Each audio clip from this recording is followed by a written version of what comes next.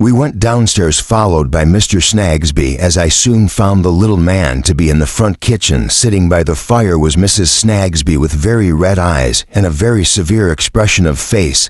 "My little woman," said Mr. Snagsby, entering behind. "You was to wave, not to put to fine a point upon it, my dear. Hostilities for one single moment in the course of this prolonged night. Here's Inspector Bucket, Mr. Woodcourt, and a lady." She looked very much astonished, as she had reason for doing, and looked particularly hard at me. "My little woman," said Mr. Snagsby, sitting down in the remotest corner by the door as if he were taking a liberty, "it is not unlikely that you may inquire of me why Inspector Bucket, Mr. Woodcourt, and a lady call upon us in Cook's Court, Cursitor Street, at the present hour. I don't know. I have not the least idea. If I was to be informed, I should despair of understanding, and I'd rather not be told." He appeared so miserable, sitting with his head upon his hand, and I appeared so unwelcome that I was going to offer an apology, when Mr. Bucket took the matter on himself. "Now, Mr. Snagsby," said he, "the best thing you can do is to go along with Mr. Woodcourt to look after your guster." "My guster of Mr. Bucket," cried Mr. Snagsby. "Go on, sir, go on. I shall be charged with that next." "And to hold a candle," pursued Mr. Bucket, "without correcting himself, or hold her, or make yourself useful in any way you're asked, which there's not a man alive more ready to do, for you're a man of urbanity and suavity, you know, and you've got the sort of heart that can feel for another. Mr. Woodcourt, would you be so good as to see to her, and if you can get that letter from her, to let me have it as soon as ever you can?" As they went out, Mr. Bucket made me sit down in a corner by the fire and take off my wet shoes, which he turned up to dry upon the fender, talking all the time. "Don't you be at all put out, miss, by the want of a hospitable look from Mrs. Snagsby there, because she's under a mistake altogether. She find that out sooner than will be agreeable to a lady of her generally correct manner of forming her thoughts, because I'm a-going to explain it to her." Here, standing on the hearth with his wet hat and shawls in his hand, himself a pile of wet, he turned to Mrs. Snagsby. "Now, the first thing that I say to you, as a married woman possessing what you may call charms, you know, believe me, of all those endearing etc., you're well acquainted with the song, because it's in vain for you to tell me that you in good society are strangers, charms, attractions. Nigger, that ought to give you confidence in yourself is that you've done it." Mrs. Snagsby looked rather alarmed, relented a little, and faltered. "What did Mr. Bucket mean? What does Mr. Bucket mean?" he repeated, and I saw by his face that all the time he talked he was listening for the discovery of the letter, to my own great agitation, for I knew then how important it must be. "I'll tell you what he means, ma'am. Go and see Othello acted. That's the tragedy for you." Mrs. Snagsby consciously asked, Why, said Mr. Bucket, "because you'll come to that if you don't look out. Why, at the very moment while I speak, I know what your mind's not wholly free from respecting this young lady. But shall I tell you who this young lady is now? Come, you're what I call an intellectual woman, with your soul too large for your body, if you come to that, and chafing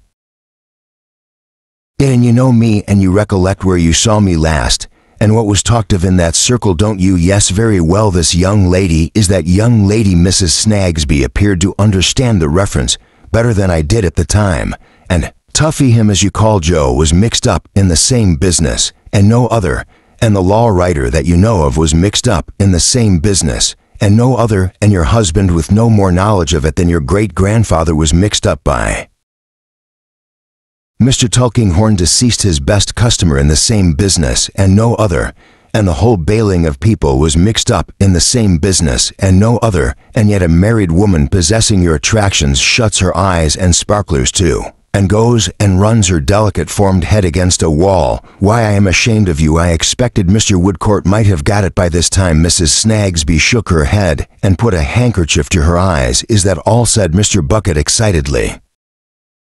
"No, see what happens. Another person mixed up in that business, and no other. A person in a wretched state comes here tonight, and is seen as speaking to your maid-servant, and between her and your maid-servant there passes a paper that I would give £100 for down. What do? You hide, and you watch them, and you pounce upon that maid-servant, knowing what she's subject to, and what a little thing will bring him on in that surprising manner, and with that severity that, by the Lord, she goes off and keeps off, when a life may be hanging upon that girl's words." He so thoroughly meant what he said now that I involuntarily clasped my hands and felt the room turning away from me.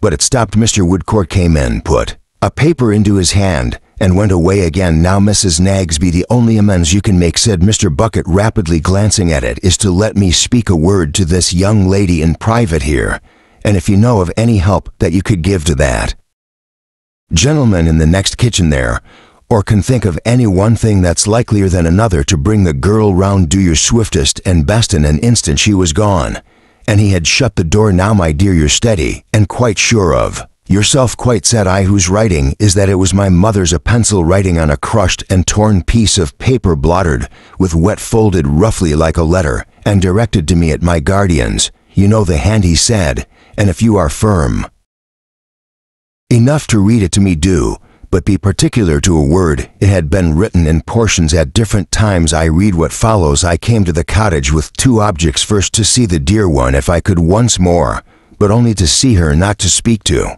her or let her know that I was near. The other object, to elude pursuit and to be lost. Do not blame the mother for her share. The assistance that she rendered me, she rendered on my strongest assurance that it was for the dear one's good. You remember her dead child. The men's consent I bought, but her help was freely given. I came. That was written, said my companion, when she rested there. It bears out what I made of it. I was right. The next was written at another time. I have wandered a long distance, and for many hours, and I know that I must soon die these streets. I have no purpose but to die. When I left I had a worse, but I am saved from adding that guilt to the rest. Cold, wet, and fatigue are sufficient causes for my being found dead, but I shall die of others, though I suffer from these. It was right that all that had sustained me should give way at once, and that I should die of terror, and my conscience take courage, said Mr. Bucket. There's only a few words more. Those two were written at another time, to all appearance almost in the dark. I have done all I could to be lost. I shall be soon forgotten so, and shall disgrace him least. I have nothing about me by which I can be recognized. This paper I part with now. The place where I shall lie down, if I can get so far, has been often in my mind. Farewell. Forgive Mr. Bucket, supporting me with his arm, lowered me gently into my chair. Cheer up. Don't think me hard with you, my dear, but as soon as ever you feel equal to it, get your shoes on and be ready. I did as he required, but I was left there a long time praying for my unhappy mother. They were all occupied with the poor girl, and I heard Mr. Woodcourt directing them and speaking to her often at length. He came in with Mr. Bucket and said that, as it was important to address her gently, he thought it best that I should ask her for whatever information we desired to obtain. There was no doubt that she could now reply to questions if she was soothed and not alarmed. The questions, Mr. Bucket said, were how she came by the letter, what passed between her and the person who gave her the letter, and where the person went. Holding my mind as steadily as I could to these points, I went into the next room with them. Mr. Woodcourt would have remained outside, but at my solicitation went in with us. The poor girl was sitting on the floor where they had laid her down. They stood around her, though at a little distance, that she might have air. She was not pretty and looked weak and poor, but she had a plenty and a good face, though it was still a little wild. I kneeled on the ground beside her and put her poor head upon my shoulder, whereupon she drew her arm round my neck and burst into tears. My poor girl, said I, laying my face against her forehead, for indeed I was crying too and trembling. It seems cruel to trouble you now, but more depends on our knowing something about this letter than I could tell you in an hour. She began piteously, declaring that she didn't mean any harm. She didn't mean any harm, Mrs. Snagsby. We are all sure of that, said I, but pray tell me how you got it. Yes, dear lady, I will, and tell you true. I'll tell true indeed, Mrs. Snagsby, I am sure of that, said I. And how was it? I had been out on an errand, dear lady, long after it was dark, quite late, and when I came home I found a common-looking person, all wet and muddy, looking up at our house. When she saw me coming into the door, she called me back and said, did I live here? And I said yes, and she said she knew only one or two places about here, but had lost her way and couldn't find them. Oh, what shall I do? What shall I do? They won't believe me. She didn't say any harm to me, and I didn't say any harm to her. Indeed, Mrs. Snagsby, it was necessary for her mistress to comfort her, which she did, I must say, with a good deal of contrition. Before she could be got beyond this, she could not find those places, said I. No, cried the girl, shaking her head. No, couldn't find him, and she was so faint and lame and miserable, oh so wretched, that if you had seen her, Mr. Snagsby, you'd have given her half a crown. I know well, Guster, my girl, said he at first, not knowing what to say. I hope I should, and yet she was so well spoken, said the girl, looking at me with wide open eyes, that it made a person's heart bleed. And so she said to me, did I know the weight of a burying ground? And I asked her which burying ground, and she said the poor burying ground. And so I told her I had been a poor child myself, and it was according to parishes, but she said she meant a poor burying ground not very far from here, where there was an archway and a step and an iron gate. As I watched her face and soothed her to go on, I saw that Mr. Bucket received this with a look which I could not separate from one of alarm. Oh dear, dear, cried the girl, pressing her hair back with her hands. What shall I do? What shall I do? She meant the burying ground where the man was buried that took the sleeping stuff that you came home and told us of. Mr. Snagsby, don't frighten me so, Mrs. Snagsby. Oh, I'm frightened again. Hold me. You are so much better now, said I. Pray tell me more. Yes, I will. Yes, I will, but don't be angry with me, that's a dear lady, because I have been so angry with her, poor soul. There, now I will. So she said, could I tell her out to find it? And I said yes, and I told her, and she looked at me with eyes like almost as if she was blind, and herself all waving back. And so she took out a letter and showed it me, and said if she was to put that in the post office, it would be rubbed out and not minded and never sent, and would I take it from her and send it, and the messenger would be paid at the house. And so I said yes, if it was no harm, and she said no harm, and so I took it from her, and she said she had nothing to give me, and I said I was poor myself and consequently wanted nothing, and so she said, God bless you, and went. And did she go? Yes, cried the girl, anticipating the inquiry. Yes, she went the way I'd shown her. Then I came in, and Mrs. Snagsby came behind me from somewhere and laid hold of me, and I was frightened. Mr. Woodcourt took her kindly from me. Mr. Bucket wrapped me up, and immediately we were in the street. Mr. Woodcourt hesitated, but I said, don't leave me now, and Mr. Bucket added, you'll be better with us. We may want you. Don't lose time. I have the most confused impressions of that walk. I recollect that it was neither night nor day, that morning was dawning, but the street lamps were not yet put out, that the sleet was still falling, and that all the ways were deep with it. I recollect a few chilled people passing in the streets. I recollect the wet house tops, the clogged and bursting gutters and water spouts, the mounds of blackened ice and snow over which we passed, the narrowness of the courts by which we went at the same time. I remember that the poor girl seemed to be yet telling her story audibly and plainly in my hearing, that I could feel her resting on my arm, that the stained house fronts put on human shapes and looked at me, that great water gates seemed to be opening and closing in my head or in the air, and that the unreal things were more substantial than the real. At last we stood under a dark and miserable covered way, where one lamp was burning over an iron gate, and where the morning faintly struggled, and the gate was closed. Beyond it was a burial ground, a dreadful spot in which the night was very slowly stirring, but where I could dimly see heaps of dishonored graves and stones hemmed in by filthy houses, with a few dull lights in their windows, and on whose walls a thick humidity broke out like a disease. On the step at the gate, drenched in the fearful wet of such a place, which oozed and splashed down everywhere, I saw with a cry of pity and horror a woman lying, Jenny, the mother of the dead child. I ran forward, but they stopped me, and Mr. Woodcourt entreated me with the greatest earnestness, even with tears, before I went up to the figure to listen for an instant to what Mr. Bucket said. I did so, as I thought I did so, as I am sure, Miss Summerson, you'll understand me if you think a moment. They changed clothes at the cottage. They changed clothes at the cottage. I could repeat the words in my mind,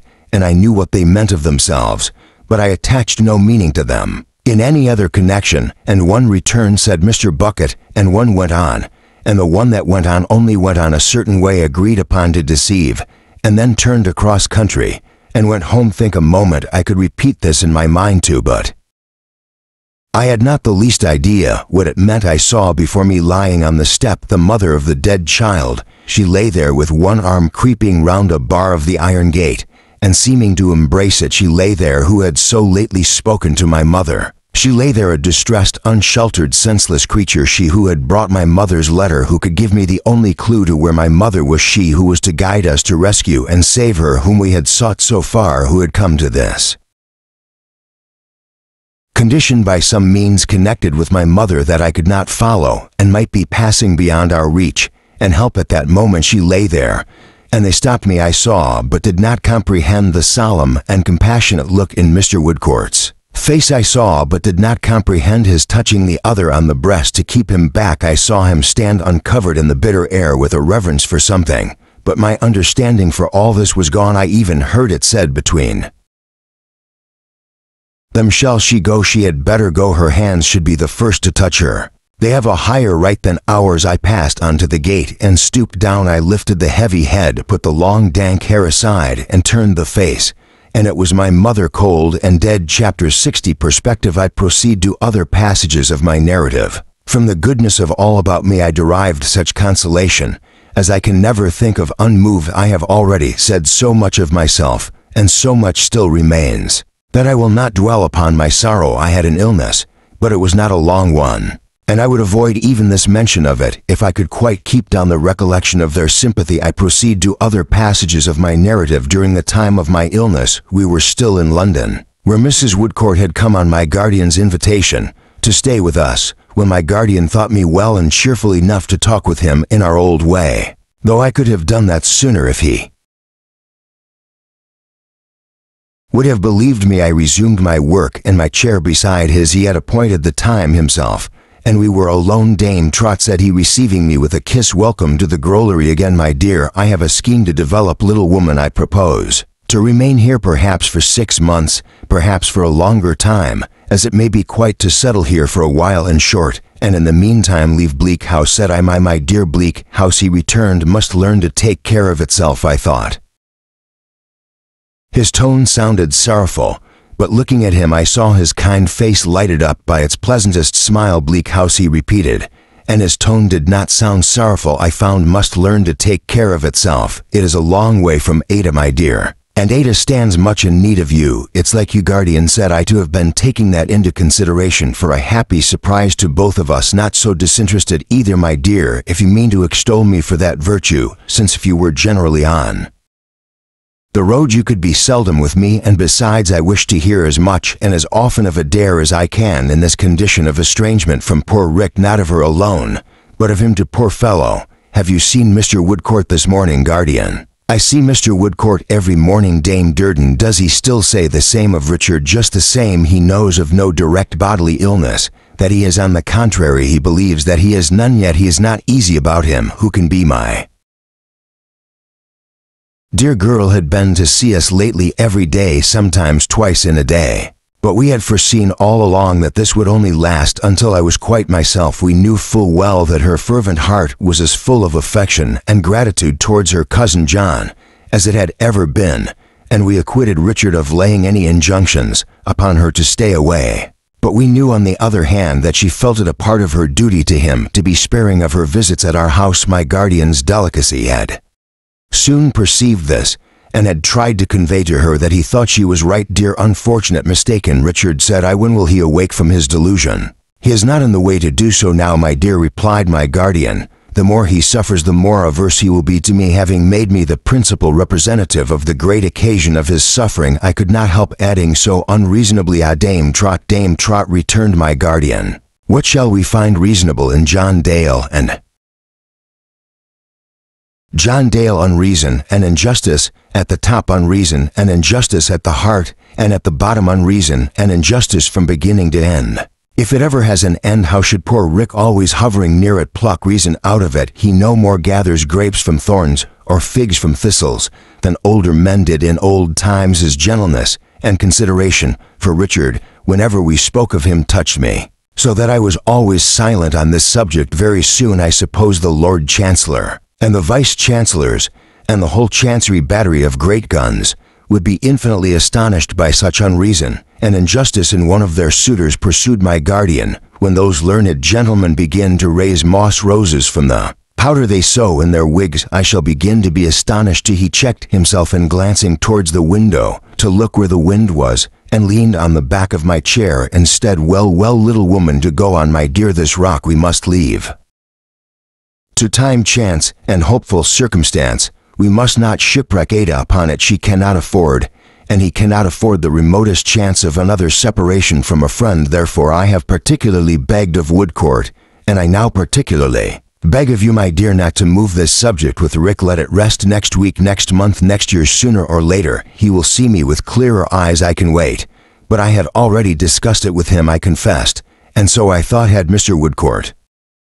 So he tells me, returned my guardian. Very good. He has made his protest, and Dame Durden has made hers, and there is nothing more to be said about it. Now I come to Mrs. Woodcourt. How do you like her, my dear? In answer to this question, which was oddly abrupt, I said I liked her very much, and thought she was more agreeable than she used to be. I think so too, said my guardian. Less pedigree, not so much of Morgan ap what's his name. That was what I meant, I acknowledged, though he was a very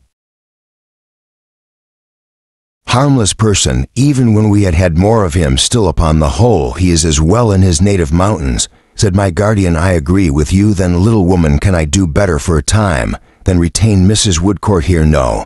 And yet my guardian looked at me, waiting for what I had to say. I had nothing to say. At least I had nothing in my mind that I could say. I had an undefined impression that it might have been better if we had had some other inmate, but I could hardly have explained why, even to myself, or if to myself, certainly not to anybody else. You see, said my guardian, our neighborhood is in Woodcourt's way, and he can come here to see her as often as he likes, which is agreeable to them both, and she is familiar to us and fond of you. Yes, that was undeniable. I have nothing to say against it. I could not have suggested a better arrangement. But I was not quite easy in my mind. Esther, why not? Esther, think it is a very good plan indeed, dear guardian, and we could not do better. Sure, little woman, quite sure. I had had a moment's time to think since I had urged that duty on myself, and I was quite sure. Good, said my guardian. It shall be done. Carried unanimously. Carried unanimously, I repeated, going on with my work. It was a cover for his book table that I happened to be ornamenting. It had been laid by on the night preceding my sad journey, and never resumed. I showed it to him now, and he admired it highly, after I had explained the pattern to him, and all the great effects that were to come out by and by. I thought I would go back to our last theme. You said, dear guardian, when we spoke of Mr. Woodcourt, before Ada left us, that you thought he would give a long trial to another country. Have you been advising him since? Yes, little woman, pretty often has he decided to do so. I rather think not. Some other prospect has opened to him, perhaps, said I. Why, yes, perhaps, returned my guardian, beginning his answer in a very deliberate manner. About half a year hence or so, there is a medical attendant for the poor to be appointed at a certain place in Yorkshire. It is a thriving place, pleasantly situated, streams and streets, town and country, mill and moor, and seems to present an opening for such a man. I mean a man whose hopes and aims may sometimes lie, as most men sometimes do, I dare say, above the ordinary level, but to whom the ordinary level will be high enough, after all, if it should prove to be a way of usefulness and good service, leading to no other. All generous spirits are ambitious, I suppose, but the ambition that calmly trusts itself to such a road instead of spasmodically trying to fly over it is of the kind I care for. It is Woodcourt's kind. And will he get this appointment? I asked. Why, little woman, returned my guardian, smiling, not being an oracle, I cannot confidently say, but I think so. His reputation stands very high. There were people from that part of the country in the shipwreck, and strange to say, I believe the best man has the best chance. You must not suppose it to be a fine endowment. It is a very, very commonplace affair, my dear, an appointment to a great amount of work and a small amount of pay. But better things will gather about it, it may be fairly. Hope the poor of that place will have reason to bless the choice if it falls on Mr. Woodcourt. Guardian, you are right, little woman, that I am sure they will. We said no more about it, nor did he say a word about the future of Bleak House, but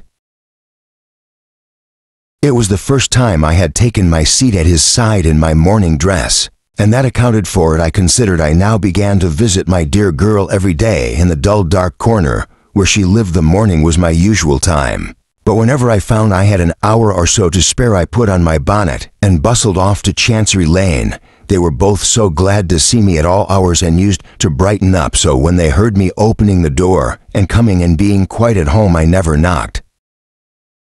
But I had no fear of becoming troublesome just yet. On these occasions, I frequently found Richard absent. At other times, he would be writing or reading papers in the corridors at that table of his so covered with papers, which was never disturbed. Sometimes I would come upon him lingering at the door of Mr. Vowles' office. Sometimes I would meet him in the neighborhood lounging about and biting his nails. I often met him wandering in Lincoln's Inn near the place where I had first seen him. Oh, how different that the money Ada brought him was melting away with the candles I used to see burning after dark in Mr. Vowles' office. I knew very well it was not a large amount in the beginning. He had married in debt, and I could not fail to understand by this time what was meant by Mr. Vowles' shoulder being at the wheel. As I still heard it was my dear maid, the best of housekeepers, and tried hard to save, but I knew that they were getting poorer and poorer every day. She shone in the miserable corner like a beautiful star. She adorned and graced it so that it became another place, paler than she had been at home, and a little quieter than I had thought natural when she was yet so cheerful and hopeful. Her face was so unshadowed that I half believed she was blinded by her love for Richard to his ruinous career. I went one day to dine with them while I was under this impression.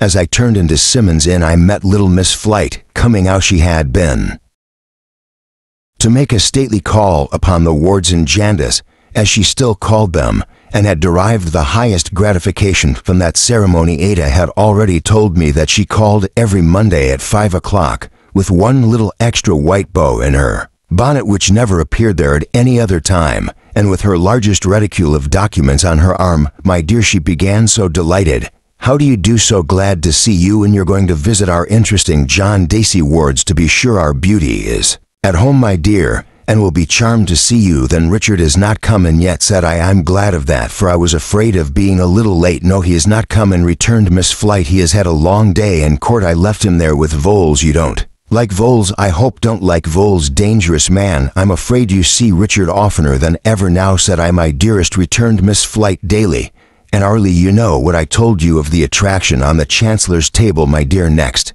to myself, he is the most constant suitor in court. He begins quite to amuse our little party, very friendly little party, are we not? It was miserable to hear this from her poor mad lips, though it was no surprise. In short, my valued friend, pursued Miss Flite, advancing her lips to my ear with an air of equal patronage and mystery, I must tell you a secret. I have made him my executor, nominated, constituted, and appointed him in my will. Yes, indeed, said I. Yes, repeated Miss Flite in her most genteel accents, my executor, administrator, and assign our chancery phrases. My love, I have reflected that if I should wear out, he will be able to watch that judgment, being so very regular in his attendance. It made me sigh to think of him. I did at one time mean, said Miss Flite, echoing the sigh, to nominate, constitute, and appoint poor Gridley, also very regular, my charming girl, I assure you, most exemplary.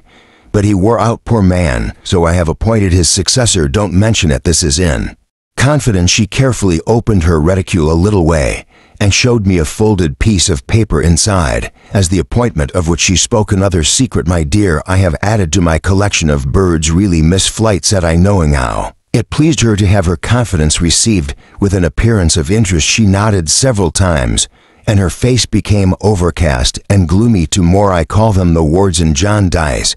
They are caged up with all the others, with hope, joy, youth, peace, rest, life, dust, ashes, waste, want, ruin, despair, madness, death, cunning, folly, words, weeks, rags, sheepskin, plunder, precedent, jargon, gammon, and spinach. The poor soul kissed me with the most troubled look I had ever seen in her, and went away. Her manner of running over the names of her birds, as if she were afraid of hearing them even from her own lips, quite chilled me. This was not a cheering preparation for my visit, and I could have dispensed with the company of Mr. Vowles, when Richard, who arrived within a minute or two after me, brought him to share our dinner. Although it was a very plain one, Ada and Richard were for some minutes both out of the room together, helping to get ready what we were to eat and drink. Mr. Vowles took that opportunity of holding a little conversation in a low voice with me. He came to the window where I was sitting and began upon Simmons in a dull place. Miss Summerson, for a life that is not an official one, said Mr. Vowles, smearing the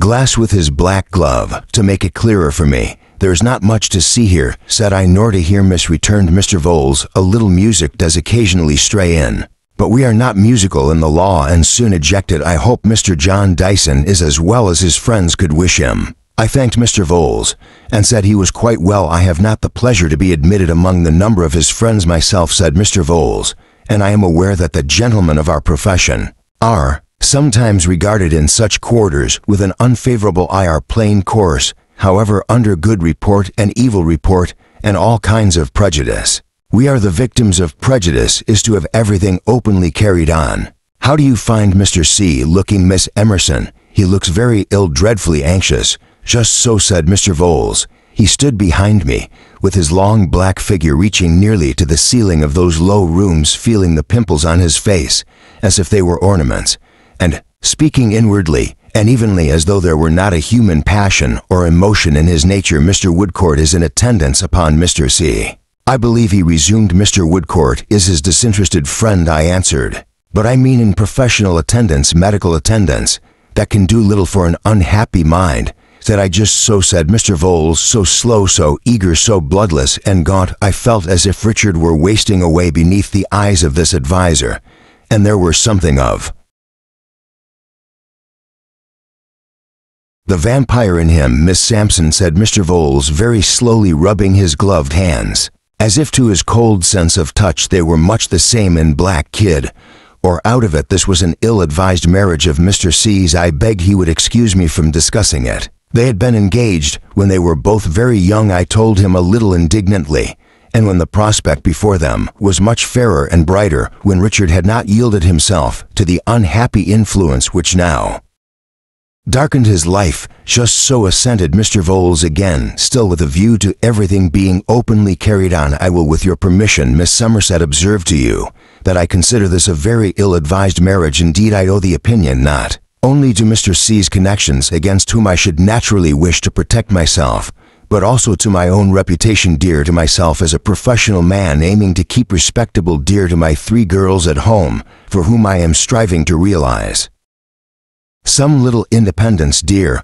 I will even say to my aged father, whom it is my privilege to support. It would become a very different marriage, a much happier and better marriage, another marriage altogether. Mr. Voles, said I, if Richard were persuaded to turn his back on the fatal pursuit in which you are engaged with him. Mr. Voles, with a noiseless cough, or rather gasp into one of his black gloves, inclined his head as if he did not wholly dispute even that. Miss Summerson, he said, it may be so, and I freely admit that the young lady who has taken Mr. C's name upon herself in so ill-advised a manner, you will, I am sure, not quarrel with me for throwing out that remark again, as a duty I owe to Mr. C's connections, is a highly genteel young lady. Business has prevented me from mixing much with general society in any but a professional character. Still, I trust I am competent to perceive that she is a highly gentile young lady. As to beauty, I am not a judge of that myself, and I never did give much attention to it from a boy, but I dare say the young lady is equally eligible. In that point of view she is considered, so I have heard among the clerks in the inn,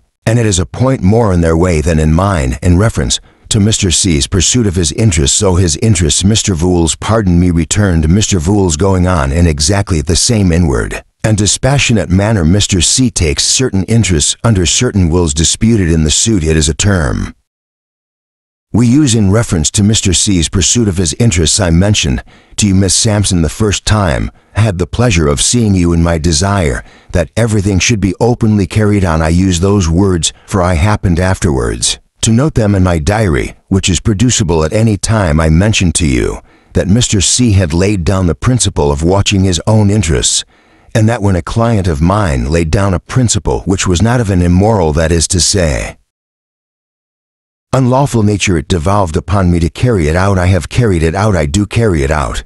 But I will not smooth things over to any connection of Mr. C's on any account. As open as I was to Mr. Jandis, I am to you. I regard it in the light of a professional duty to be so, though it can be charged to no one. I openly say, unpalatable as it may be, that I consider Mr. C's affairs in a very bad way, that I consider Mr. C himself in a very bad way, and that I regard this as an exceedingly ill-advised marriage. Am I here, sir? Yes, I thank you. I am here, Mr. C, and enjoying the pleasure of some agreeable conversation with Miss Summerson, for which I have to thank you very much, sir. He broke off thus in answer to Richard, who, addressed him as he came into the room. By this time I too well understood Mr. Vowles' scrupulous way of saving himself, and his respectability not to feel that our worst fears did, but keep pace with his client's progress.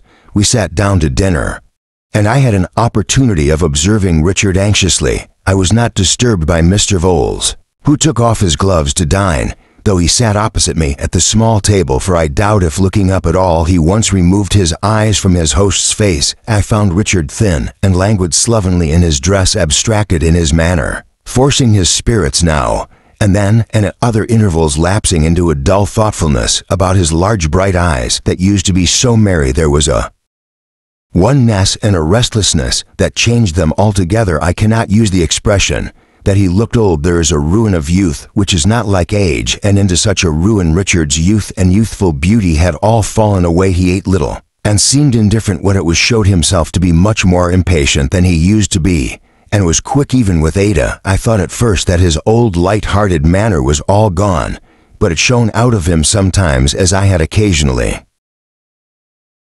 known little momentary glimpses of my own old face to look out upon me from the glass. His laugh had not quite left him either, but it was like the echo of a joyful sound, and that is always sorrowful.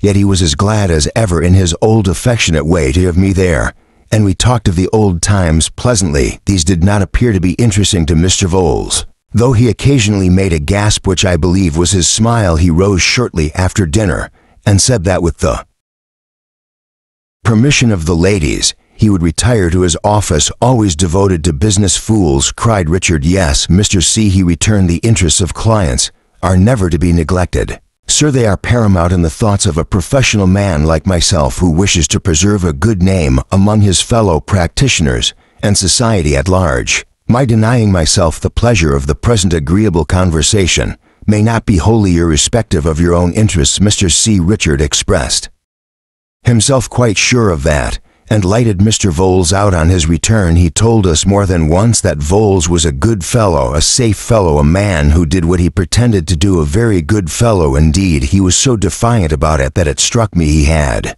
begun to doubt Mr. Vowles. Then he threw himself on the sofa, tired out, in Ada, and I put things to rights, for they had no other servant than the woman who attended to the chambers. My dear girl had a cottage piano there, and quietly sat down to sing some of Richard's favorites, the lamp being first removed into the next room, as he complained of its hurting his eyes. I sat between them at my dear girl's side, and felt very melancholy listening to her sweet voice. I think Richard I think he darkened the room. For that reason she had been singing some time, rising between whiles to bend over him and speak to him. When Mr. Woodcourt came in, then he sat down by Richard, and half playfully, half earnestly, quite naturally and easily found out how he felt and where he had been all day. Presently he proposed to accompany him in a short walk on one of the bridges, as it was a moonlight airy night, and Richard readily consenting, they went out together. They left my dear girl still sitting at the piano, and me still sitting beside her. When they were gone out, I drew my arm round her waist. She put her left hand in mine. I was sitting on that side,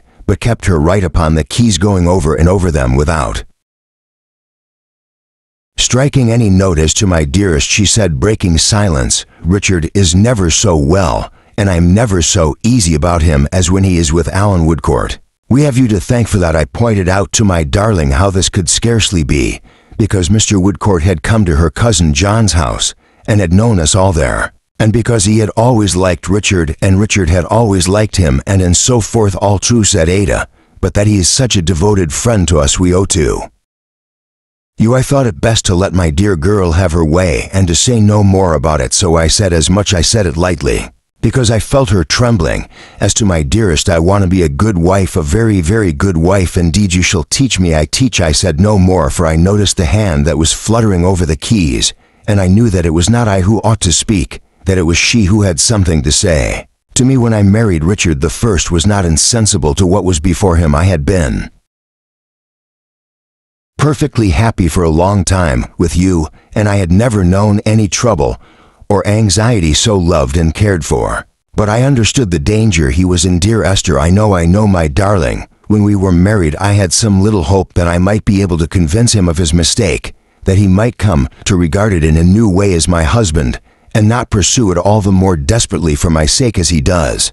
But if I had not had that hope, I would have married him just the same, Esther, just the same. In the momentary firmness of the hand that was never still, a firmness inspired by the utterance of these last words, and dying away with them, I saw the confirmation of her earnest tones. You are not to think, my dearest Esther, that I fail to see what you see and fear what you fear. No one can understand him better than I do. The greatest wisdom that ever lived in the world could scarcely know Richard better than my love does. He spoke so modestly and softly, and her trembling hand expressed such agitation as it moved to and fro upon the silent notes. My dear, dear girl, I see him at his worst every day. I watch him in his sleep. I know every change of his face. But when I married Richard, I was quite determined, Esther, if heaven would help me, never to show him that I grieved for what he did, and so to make him more unhappy. I want him, when he comes home, to find no trouble in my face. I want him, when he looks at me, to see what he loved in me. I married him to do this, and this supports me. I felt her trembling more. I waited for what was yet to come, and I now thought I began to know what it was. And something else supports me, Esther. She stopped a minute, stopped speaking, only her hand was still in motion. I look forward a little while, and I don't know what great aid may come to me when Richard turns his eyes upon me. Then there may be something lying on my breast more eloquent than I have been, with greater power than mine, to show him his true course and win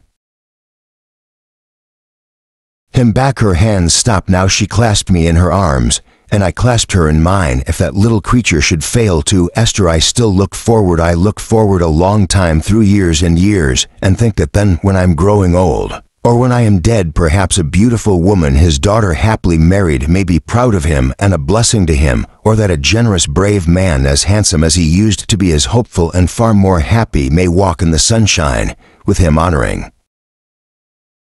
his gray head and saying to himself, I thank God this is my father, ruined by a fatal inheritance, and restored through me. Oh, my sweet girl, what a heart was that which beat so fast against me. These hopes uphold me, my dear Esther, and I know they will, though sometimes even they depart from me before a dread that arises. When I look at Richard, I tried to cheer my darling, and asked her what it was. Sobbing and weeping, she replied, that he may not live to see his child. Chapter 61. A discovery. The days when I frequented that miserable corner, which, my dear girl, Brighton, can never fade in my remembrance. I never see it, and I never wish to see it now. I have been there only once since, but in my memory there is a mournful glory shining on the place, which will shine forever. Not a day passed without my going there. Of course, at first I found Mr. Skimpole there on 2 or 3 occasions, idly playing the piano and talking in his usual vivacious strain. Now, besides my very much mistrusting the probability of his being there,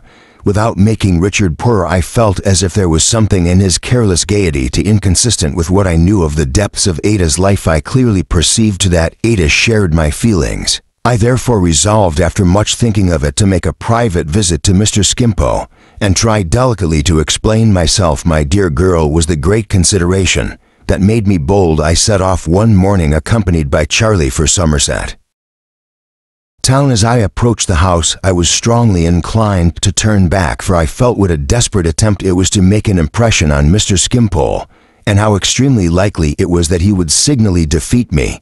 However, I thought that, being there, I would go through with it. I knocked with a trembling hand at Mr. Skimpole's door, literally with a hand, for the knocker was gone, and after a long parley gained admission from an Irish woman who was in the area. When I knocked, breaking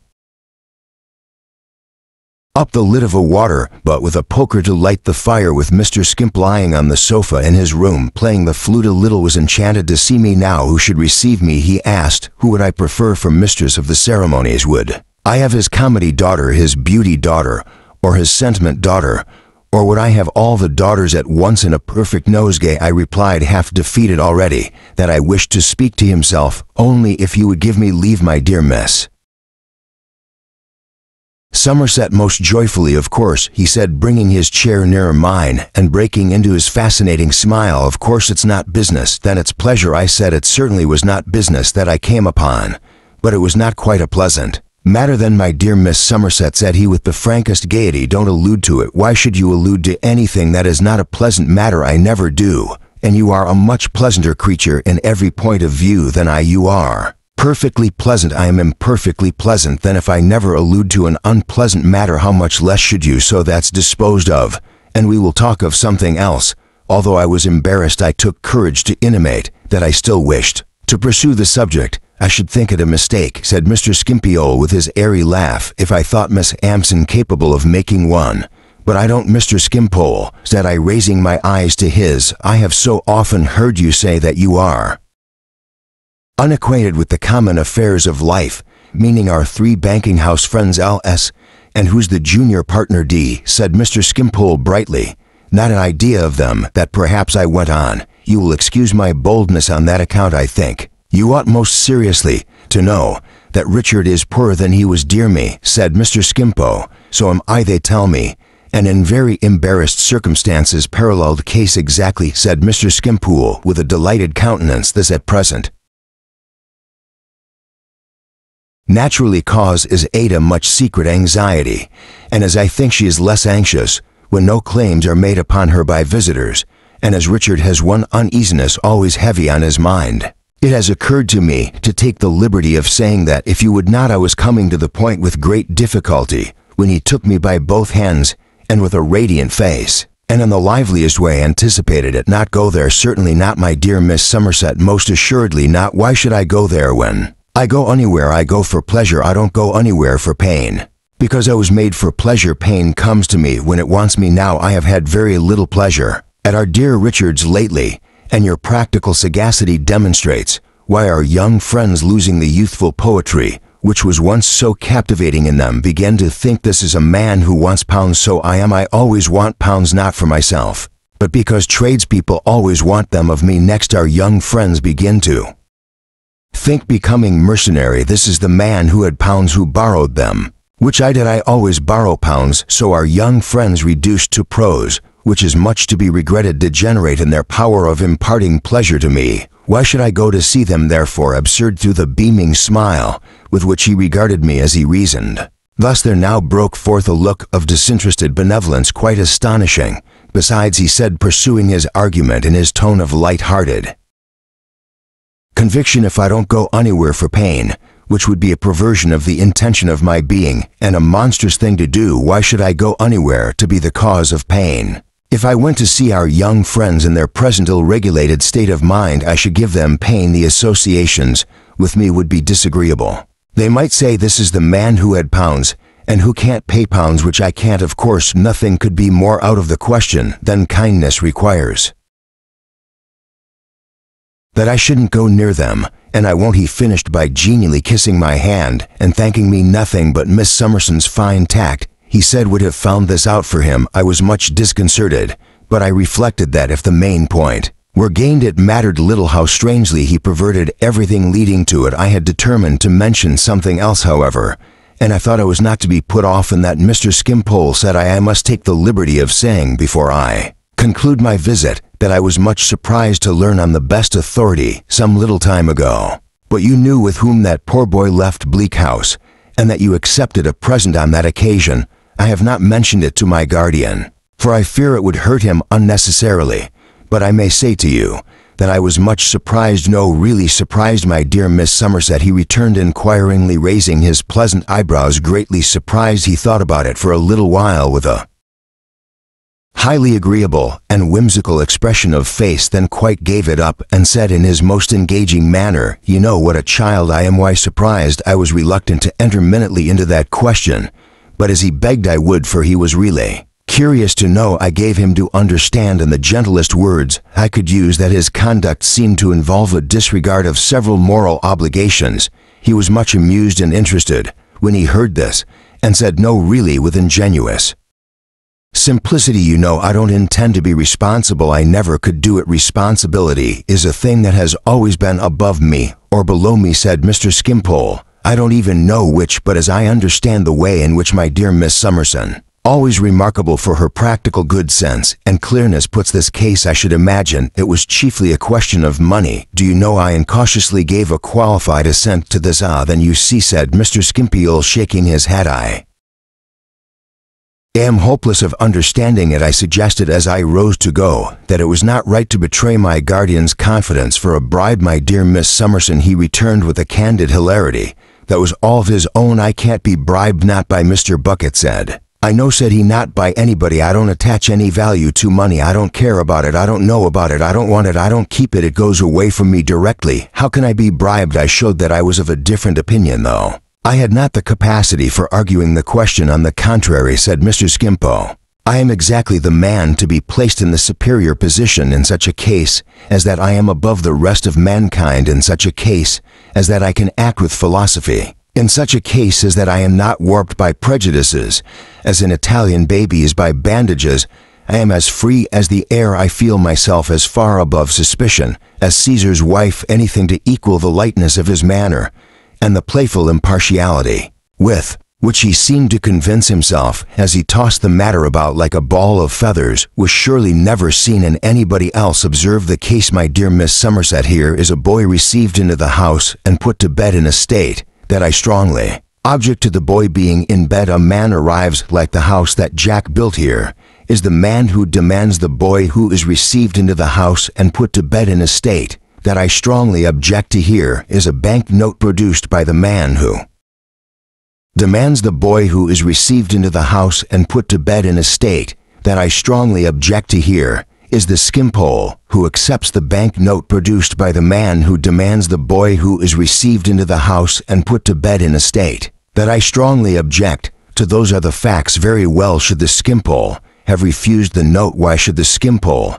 have refused the note? Skimpole protests to Bucket, what's this for? I don't understand it. It is of no use to me. Take it away.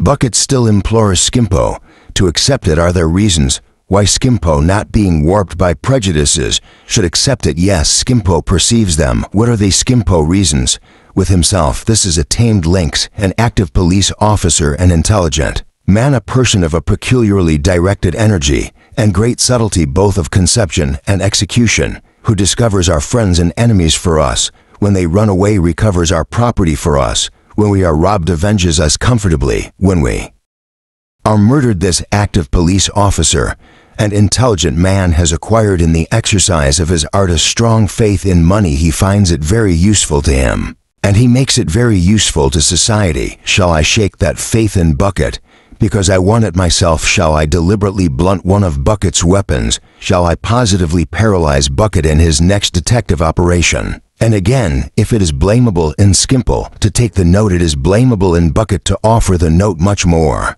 blamable in Bucket because he is the knowing man. Now Skimmerly wishes to think well of Bucket. Skimmerly deems it essential in its little place to the general cohesion of things that he should think well of Bucket. The state expressly asks him to trust to Bucket, and he does, and that's all he does. I had nothing to offer in reply to this exposition, and therefore took my leave. Mr. Skimpole, however, who was in excellent spirits, would not hear of my returning home, attended only by little coadjutors, and accompanied me himself. He entertained me on the way with a variety of delightful conversation, and assured me at parting that he should never forget the fine tact with which I had found that out for him about our young friends. As it so happened that I never saw Mr. Skimpole again, I may at once finish what I know of his history. A coolness arose between him and my guardian based principally on the foregoing grounds, and on his having heartlessly disregarded my guardian's entreaties, as we afterwards learned from Ada in reference to Richard. His being heavily in my guardian's debt had nothing to do with their separation. He died some 5 years afterwards and left a diary behind him with letters and other materials towards his life, which was published and which showed him to have been the victim of a combination on the part of mankind against an amiable child. It was considered very pleasant reading, but I never read more of it myself than the sentence on which I chanced to light on opening the book. It was this: Janus, in common with most other men I have known, is the incarnation of selfishness. And now I come to a part of my story touching myself very nearly indeed, and for which I was quite unprepared when the circumstance occurred. Whatever little lingerings may have now and then revived in my mind associated with my poor old face had only revived as belonging to a part of my life that was gone like my infancy or my childhood. I have suppressed none of my many weaknesses on that subject, but have written them as faithfully as my memory has recalled them, and I hope to do and mean to do the same down to the last words of these pages, which I see now not so very far before me. The months were gliding away, And my dear girl, sustained by the hope she had confided in me, was the same beautiful star in the miserable corner. Richard, more worn and haggard, haunted the court day after day, listlessly sat there the whole day long when he knew there was no remote chance of the suit being mentioned, and became one of the stock sights of the place. I wonder whether any of the gentlemen remembered him as he was when he first went there so completely was he absorbed in his fixed idea that he used to avow in his cheerful moments, that he should never have breathed the fresh air now. But for Woodcourt it was only Mr. Woodcourt who could occasionally divert his attention for a few hours at a time and rouse him even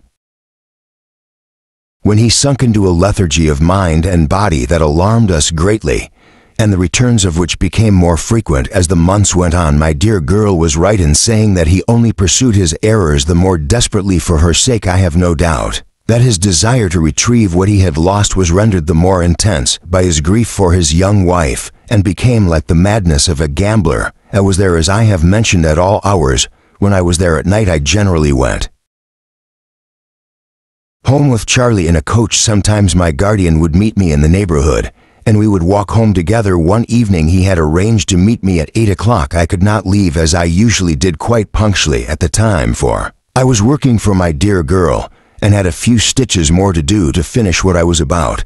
But it was within a few minutes of the hour when I bundled up my little work basket, gave my darling my last kiss for the night, and hurried downstairs. Mr. Woodcourt went with me, as it was dusk when we came to the usual place of meeting. It was close by, and Mr. Woodcourt had often accompanied me before my guardian was not there. We waited half an hour walking up and down, but there were no signs of him. We agreed that he was either prevented from coming, or that he had come and gone away, and Mr. Woodcourt proposed to walk home with me. It was the first walk we had ever taken together, except that very short one to the usual place of meeting. We spoke of Richard and Ada the whole way. I did not thank him in words for what he had done. My appreciation of it had risen above all words then, but I hoped he might not be without some understanding of what I felt so strongly. Arriving at home and going upstairs, we found that my guardian was out, and that Mrs. Woodcourt was out too. We were in the very same room into which I had brought my blushing girl when her youthful lover, now her so altered husband, was the choice of her young heart. The very same room from which my guardian and I had watched them going away through the sunlight in the fresh bloom of their hope and promise. We were standing by the opened window looking down into the street when Mr. Woodcourt spoke to me. I learned in a moment that he loved me. I learned in a moment that my scarred face was all unchanged to him. I learned in a moment that what I had thought was pity and compassion was devoted, generous, faithful love. Oh, too late to know it now. Too late, too late. That was the first ungrateful thought I had. Too late. When I returned, he told me, when I came back, no richer than when I went away, and found you newly risen from a sick bed, yet so inspired by sweet consideration for others, and so free from a selfish thought. Oh, Mr. Woodcourt, oh bear, I entreat him, I do not deserve your high praise. I had many selfish thoughts at that time, many, heaven knows, beloved of my life, said he, that my praise is not a lover's praise, but the truth. You do not know what all around you see in Esther Summerson, how many hearts she touches and awakens, what sacred admiration, and what love she wins. Oh, Mr. Woodcourt, cried I, it is a great thing to win love. It is a great thing to win love. I'm proud of it and honored by it, and the hearing of it causes me to shed these tears of mingled joy and sorrow. Joy that I have won it, sorrow that I have not deserved it better, but I am not free to think of yours. I said it with a stronger heart. For when he praised me thus, and when I heard his voice thrill with his belief that what he said was true, I aspired to be more worthy of it. It was not too late for that. Although I close this unforeseen page in my life tonight, I could be worthier of it all through my life, and it was a comfort to me and an impulse to me, and I felt a dignity rise up within me that was derived from him. When I thought so, he broke the silence. I should poorly show the trust that I have in the dear one who will evermore be as dear to me as now, and the deep earnestness with which he said it at once strengthened me, and made me weep. If after her assurance that she is not free to think of my love, I urged it, dear Esther, let me only tell you that the fond idea of you which I took abroad was exalted to the heavens. When I came home, I have always hoped in the first hour when I seemed to stand in any ray of good fortune To tell you this, I have always feared that I should tell it you in vain. My hopes and fears are both fulfilled tonight. I distress you. I have said enough. Something seemed to pass into my place that was like the angel he thought me, and I felt so sorrowful for the loss he had sustained. I wished to help him in his trouble, as I had wished to do when he showed that first commiseration for me. Dear Mr. Woodcourt, said I, before we part tonight, something is left for me to say. I never could say it, as I wish I never shall, but I had to think again of being more deserving of his love and his affliction. Before I could go on, I am deeply sensible of your generosity, and I shall treasure its remembrance to my dying hour. I know full well how changed I am. I know you are not unacquainted with my history, and I know what a noble love that is which is so faithful. What you have said to me could have affected me so much from no other lips, for there are none that could give it such a value to me. It shall not be lost. It shall make me better. He covered his eyes with his hand and turned away his head. How could I ever be worthy of those tears if in the unchanged intercourse we shall have together in tending Richard and Ada, and I hope in many happier scenes of life, you ever find anything in me which you can honestly think is better than it used to be, believe that it will have sprung up from tonight, and that I shall owe it to you. And never believe, dear Mr. Woodcourt, never believe that I forget this night, or that while my heart beats, it can be insensible to the pride and joy of having been beloved by you. He took my hand and kissed it. He was like himself again, and I felt still more encouraged. I am induced by what you said just now, said I, to hope that you have succeeded in your endeavor. I have, he answered, with such help from Mr. Jarndyce as you, who know him so well, can imagine him to have rendered me. I have succeeded. Heaven bless him for it, said I, giving him my hand, and heaven bless you in all you do. I shall do it better for the wish, he answered. It will make me enter on these new duties as on another sacred trust from you. Oh, Richard the First exclaimed involuntarily, what will he do when you are gone? I'm not required to go yet. I would not desert him, dear Miss Summerson, even if I were. One other thing I felt it needful to touch upon. Before he left me, I knew that I should not be worthier of the love I could not take if I reserved it. Mr. Woodcourt, said I, you will be glad to know from my lips, before I say good night,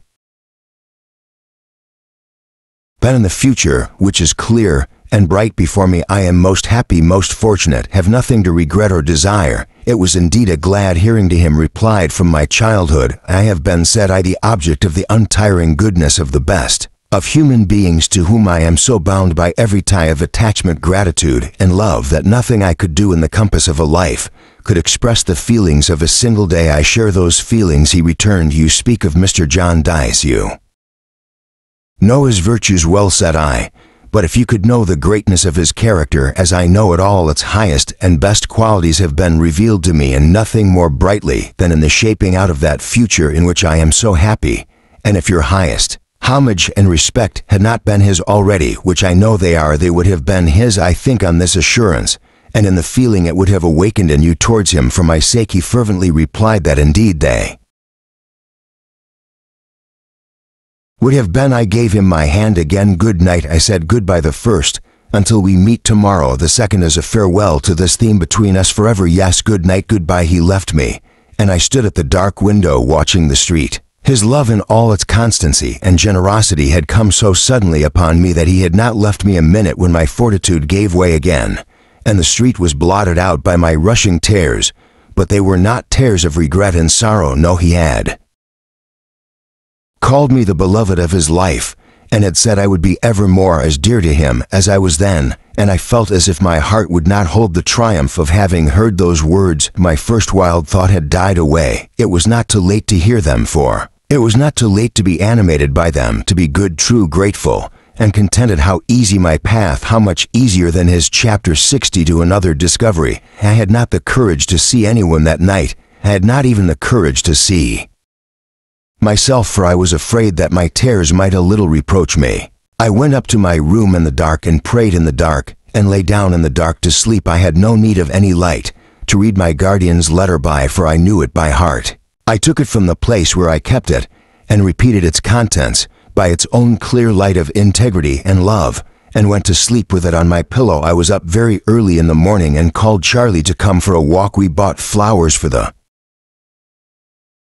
breakfast table, and came back and arranged them, and were as busy as possible. We were so early that I had a good time still for Charlie's lesson before breakfast. Charlie, who was not in the least improved in the old effective article of grammar, came through it with great applause, and we were altogether very notable. When my guardian appeared, he said, "Why, little woman, you look fresher than your flowers," and Mrs. Woodcourt repeated and translated a passage from the Mullen Willenworth, expressive of my being like a mountain with the sun upon it. This was all so pleasant that I hope it made me still more like the mountain than I had been before. After breakfast I waited my opportunity and peeped about a little until I saw my guardian in his own room, the room of last night, by himself. Then I made an excuse to go in with my housekeeping keys, shutting the door after me. "Well, Dame Durden," said my guardian, "the post had brought him several letters, and he was writing. You want money?" "No, indeed, I have plenty in hand." "There never was such a Dame Durden," said my guardian, "for making money." Last he had laid down his pen and leaned back in his chair looking at me. I have often spoken of his bright face, but I thought I had never seen it look so bright and good. There was a high happiness upon it which made me think he has been doing some great kindness this morning. "There never was," said my guardian, musing as he smiled upon me, "such a Dame Durden for making money. Last he had never yet altered his old manner. I loved it, and him so much. But when I now went up to him and took my usual chair, which was always put at his side, or sometimes I read to him, and sometimes I talked to him, and sometimes I silently worked by him, I hardly liked to disturb it by laying my hand on his breast. But I found I did not disturb it at all. "Dear guardian," said I want to speak to you. Have I been remiss in anything?" "Remiss in anything, my dear? Have I not been what I have meant to be?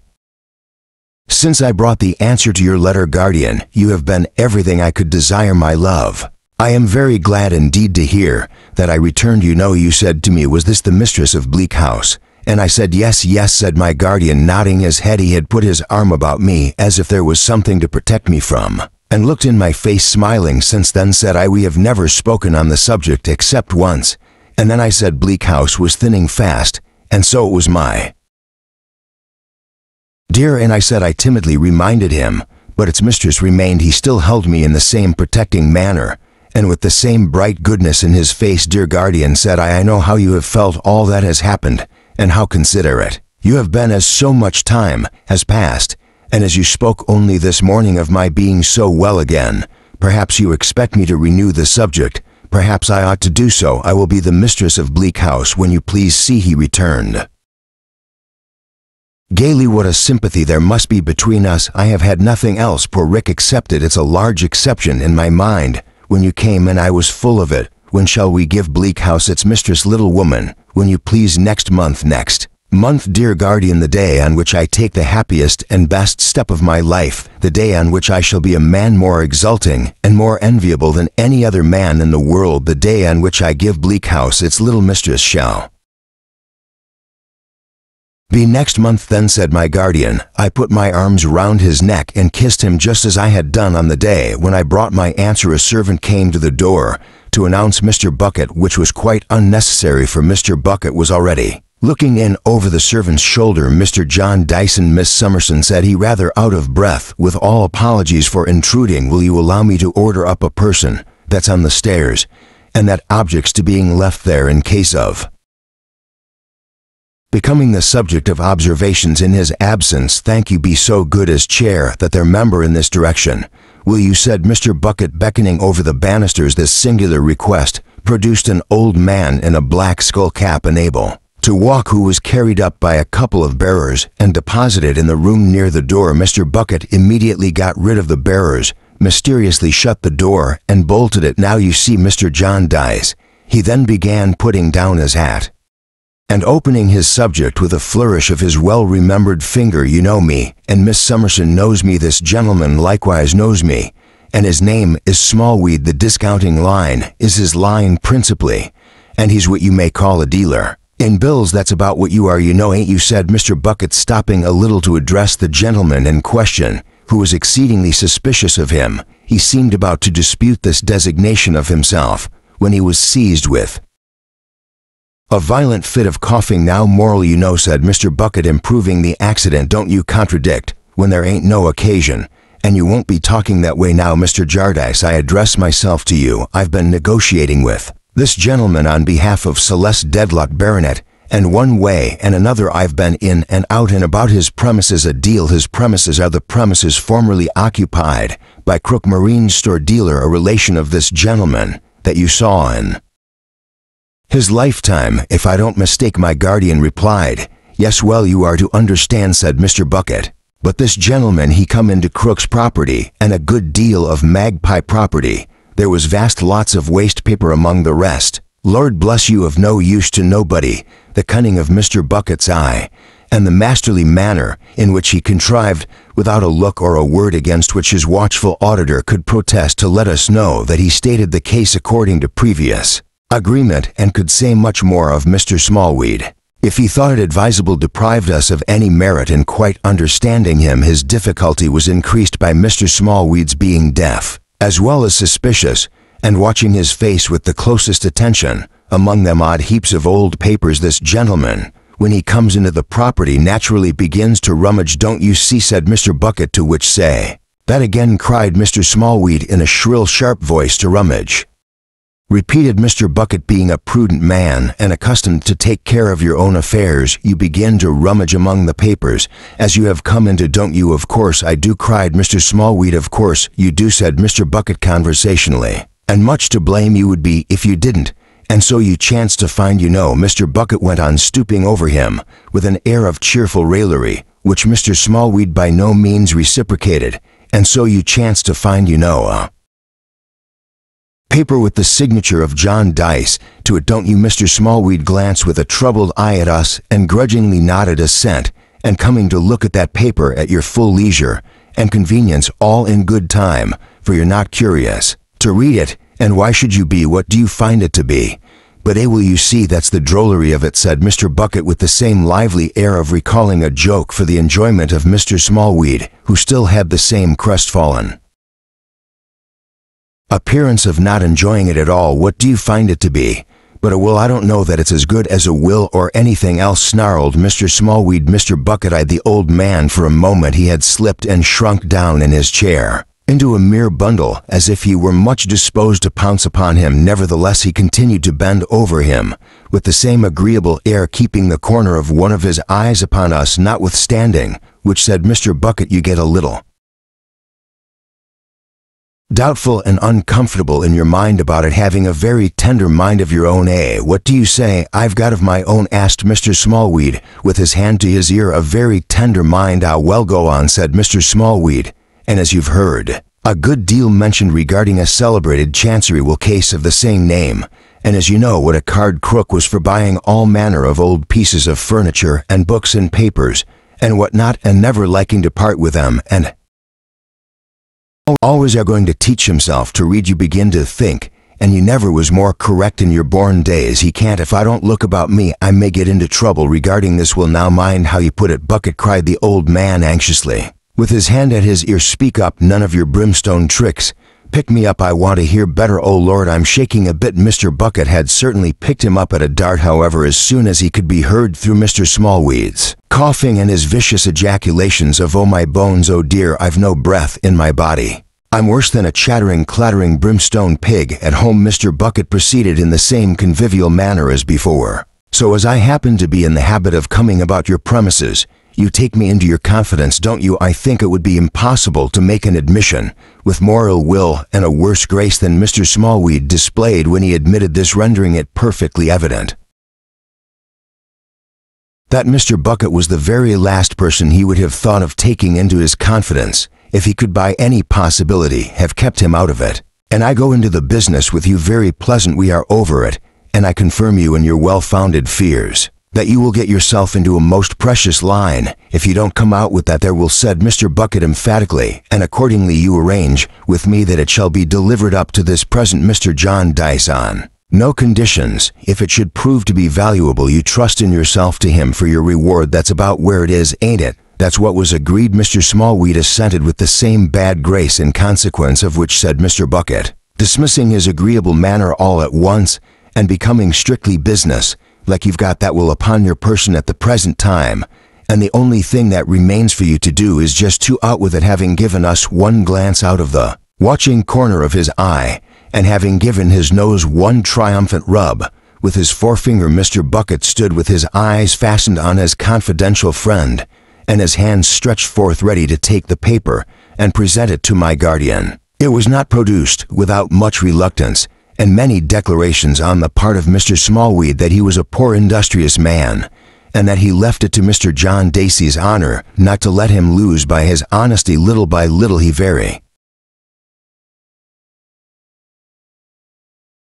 slowly took from a breast pocket a stained discolored paper, which was much singed upon the outside and a little burnt at the edges, as if it had long ago been thrown upon a fire, and hastily snatched off again. Mr. Bucket lost no time in transferring this paper, with the dexterity of a conjurer, from M.R. Smallweed to Mr. John Dice. As he gave it to my guardian, he whispered behind his fingers and settled out to make their market of it, quarreled and hinted about it. I laid out £20 upon it. First the avaricious grandchildren split upon him on account of their objections to his living so unreasonably long, and then they split on one another. Lord, there ain't one of the family that wouldn't sell the other for £1 or £2, except the old lady. She's only out of it because she's too weak in her mind to drive a bargain. Mr. Bucket, said my guardian aloud, whatever the worth of this paper may be to anyone, my obligations are great to you, and if it be of any worth, I hold myself bound to see Mr. Smallweed remunerated accordingly, not according to your merits.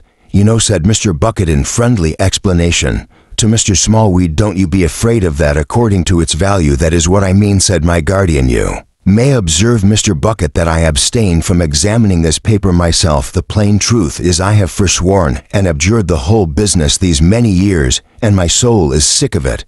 But Miss Summerson, and I will immediately place the paper in the hands of my solicitor in the course, and its existence shall be made known without delay to all other parties interested. Mr. Johnston's can't say fairer than that, you understand, observed M.R. Bucket to his fellow visitor, and it being now made clear to you that nobodies are going to be wronged, which must be a great relief to your mind, we may proceed with the ceremony of cheering you home again. He unbolted the door, called in the bearers, wished us good morning, and with a look full of meaning and a crook of his finger at parting went his way. We went our way too, which was to Lincoln's Inn. As quickly as possible Mr. Kenge was disengaged, and we found him at his table in his dusty room, with the inexpressive-looking books and the piles of papers. Chairs having been placed for us by Mr. Guppy, Mr. Kenge expressed the surprise and gratification he felt at the unusual sight of Mr. John Dice in his office. He turned over his double eyeglasses. He spoke, and was more conversation Kenge than ever. I hope, said Mr. Ken, that the genial influence of Miss Summerson, he bowed to me, may have induced Mr. Jandies, he bowed to him, to forego some little of his animosity towards a cause and towards a court, which are, shall I say, which take their place in the stately vista of the pillars of our profession. I am inclined to think, returned my guardian, that Miss Summerson's has seen too much of the effects of the court and the cause to exert any influence in their favor. Nevertheless, they are a part of the occasion of my being here. Mr. Kenge, before I lay this paper on your desk and have done with it, let me tell you how it has come into my hands. He did so shortly and distinctly. It could not, sir, said Mr. Kenge, have been stated more plainly and to the purpose. If it had been a case at law, did you ever know English law or equity? Either plain and to the purpose, said my guardian. Oh fie, said Mr. Kenge. At first he had not seemed to attach much importance to the paper, but when he saw it he appeared more interested, and when he had opened and read a little of it through his eyeglass, he became amazed. Mr. Jardice, he said, looking off it, you have perused this? Not I, returned my guardian. But my dear sir, said Mr. Kent, it is a will of later date than any in the suit. It appears to be all in the testator's handwriting. It is duly executed and attested, and even if intended to be cancelled, as might possibly be supposed to be denoted by these marks of fire, it is not cancelled here. It is a perfect instrument. Well, said my guardian. What is that to me, Mr. Gubbins? Cried Mr. Jenge, raising his voice. I beg your pardon, Mr. Jardice, sir. Mr. Rolls of Simmons, and my compliments. John Dice and John Dice, glad to speak with him. Mr. Guppy disappeared. You ask me, what is this to you, Mr. John Dice? If you had perused this document, you would have seen that it reduces your interest considerably, though still leaving it a very Handsome one, still leaving it a very handsome one, said Mr. Kenj, waving his hand persuasively and blandly. You would further have seen that the interests of Mr. Richard Carstone and of Miss Ada Clare, now Mrs. Richard Carstone, are very materially advanced by it, Kenj, said my guardian. If all the flourishing wealth that the suit brought into this vile court of chancery could fall to my two young cousins, I should be well contented, but do you ask me to believe that any good is to come of John Dice and John Dice? Oh really, Mr. John Dice? Prejudice, my dear sir. This is a very great country, a very great country. Its system of equity is a very great system, a very great system. Really, my guardian said no more, and Mr. Voles arrived. He was modestly impressed by Mr. Kenji's professional eminence. How do you do, Mr. Verrills? Will you be so good as to take a chair here by me and look over this paper? Mr. Voles did as he was asked and seemed to read it every word. He was not excited by it, but he was not excited by anything.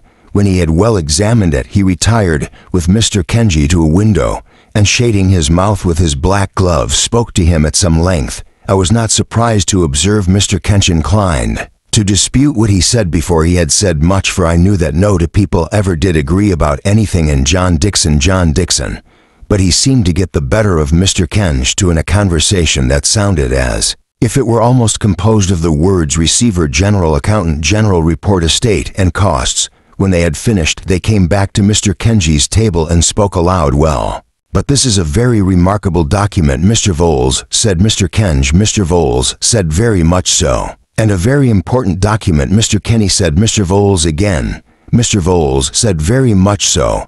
And as you say, Mr. Voles, when the cause is in the paper next term, this document will be an unexpected and interesting feature in it, said Mr. Kenj, looking loftily at my guardian. Mr. Voles was gratified as a smaller practitioner, striving to keep respectable, to be confirmed in any opinion of his own by such an authority, and when asked, my guardian rising after a pause during which Mr. Kench had rattled his money and Mr. Voles had picked his pimples, when is next term? Mr. John Dice will be next month, said Mr. Kenj. Of course, we shall at once proceed to do what is necessary with this document, and to collect the necessary evidence concerning it, and of course you will receive our usual notification of the cause being in the paper, to which I shall pay, of course, my usual attention. Still bent, my dear sir, said Mr. Kench, showing us through the outer office to the door. Still meant, even with your enlarged mind on echoing a popular prejudice. We are a prosperous community, Mr. John Dice, a very prosperous community. We are a great country, Mr. John Dice. We are a very great country. This is a great system, Mr. John Dice. And would you wish a great country to have a little system? No, really, he said this at the stairhead, gently moving his right hand as if it were a silver trowel with which to spread the cement of his words on the structure of the system and consolidate it for 1,000 ages. Chapter 63. Steel and iron. George's shooting gallery is to let, and the stock is sold off, and George himself is at Chesney Wold attending on Celestin as rides, and riding very near his bridle rein, because of the uncertain hand with which he guides his horse. But not today is George so occupied. He is journeying today into the iron country farther north to look about him as he comes into the iron country farther north. Such fresh green woods as those of Chesney Wold are left behind, and coal pits, and ashes high chimneys, and red bricks, blighted verdures, scorching fires, and a heavy never lightening cloud of smoke become the features of the scenery. Among such objects rides the trooper, looking about him and always looking for something he has come to find at last on the black canal bridge of a busy town, with a clang of iron in it, and more fires and more smoke than he has seen yet. The trooper, swart with the dust of the coal roads, checks his horse and asks a workman, does he know the name of Rouncewell thereabouts? Why, master, quoth the workman, do I know my own name? 'Tis so well known here, is it, comrade? Asked the trooper. Rose Swales. Ha, you're right. And where might it be now? Asked the trooper with a glance before him. The bunk, the factory, or the house? The workman wants to know. Rouncewell's is so great, apparently, mutters the trooper, stroking his chin, that I have as good as half of mine to go back again. Why, I don't know which I want. Should I find Mr. Rouncewell at the factory? Do you think 'T easy to say where you'd find him at this time of the day? You might find either him or his son there, if he's in town, but his contracts take him away. And which is the factory? Why, he sees those chimneys, the tallest ones. Yes, He sees them well. Let him keep his eye on those chimneys going on as straight as ever he can, and presently he'll see him down a turning on the left, shut in by a great brick wall, which forms one side of the street. That's Rouncewell's. The trooper thanks his informant, and rides slowly on. Looking about him, he does not turn back, but puts up his horse, and is much disposed to groom him to at a public house where some of Rouncewell's hands are dining. As the ostler tells him, some of Rouncewell's hands have just knocked off for dinner time, and seem to be invading the whole town. They are very sinewy, and strong are Rouncewell's hands. A little sooty too. He comes to a gateway in the brick wall, looks in, and sees a great perplexity of iron lying about in every stage, and in a vast variety of shapes, and bars, and wedges, and sheets, and tanks, and boilers, and axles, and wheels, and cogs, and cranks, and rails, twisted and wrenched into eccentric and perverse forms, as separate parts of machinery, mountains of it broken up and rusty in its age, distant furnaces of it glowing and bubbling in its youth, bright fireworks of it showering about under the blows of the steam hammer, red hot iron, white hot iron, cold black iron, and iron taste and iron smell, and a babel of iron sounds. This is a place to make a man's head ache, says the trooper, looking about him for a counting house. Who comes here? This is very like me before I was set up. This ought to be my nephew, if likenesses run in families. Your servant, sir. Your sir. Are you looking for anyone? Excuse me, a young Mr. Rouncewell, I believe. Yes, I was looking for your father, sir. I wish to have a word with him. The young man telling him he is fortunate in his choice of a time, for his father is there, leads the way to the office where he is to be found. Very like me before I was set up, devilish like me, thinks the trooper. As he follows, they come to a building in the yard with an office on an upper floor. At sight of the gentleman in the office, Mr. George turns very red. What name shall I say to my father? Asks the young man. George, full of the idea of iron and desperation, answers steel, and is so presented. He is left alone with a gentleman in the office who sits at a table with account books before him and some sheets of paper blotted with hosts of figures and drawings of cunning shapes. It is a bare office, with bare windows looking on the iron view below. Tumbled together on the table are some pieces of iron purposely broken to be tested at various periods of their service in various capacities. There is iron dust on everything, and the smoke is seen through the windows rolling heavily out of the tall chimneys to mingle with the smoke from a vaporous Babylon of other chimneys. I am at your service, M.R. Steele, says the gentleman, when his visitor has taken a rusty chair. Well, Mr. Rouncewell, George replies, leaning forward with his left arm on his knee and his hat in his hand, and very cheery of meeting his brother's eye. I am not without my expectations that in the present visit I may prove to be more free than welcome. I have served as a dragoon in my day, and a comrade of mine that I was once rather partial to was, if I don't deceive myself, a brother of yours. I believe you had a brother who gave his family some trouble and ran away and never did any good, but in keeping away. Are you quite sure, returns the iron master in an altered voice, that your name is Steele? The trooper falters and looks at him. His brother starts up, calls him by his name, and grasps him by both hands. You are too quick for me, cries the trooper, with the tears springing out of his eyes. How do you do, my dear old fellow? I never could have thought you would have been half so glad to see me as all this. How do you do, my dear old feller?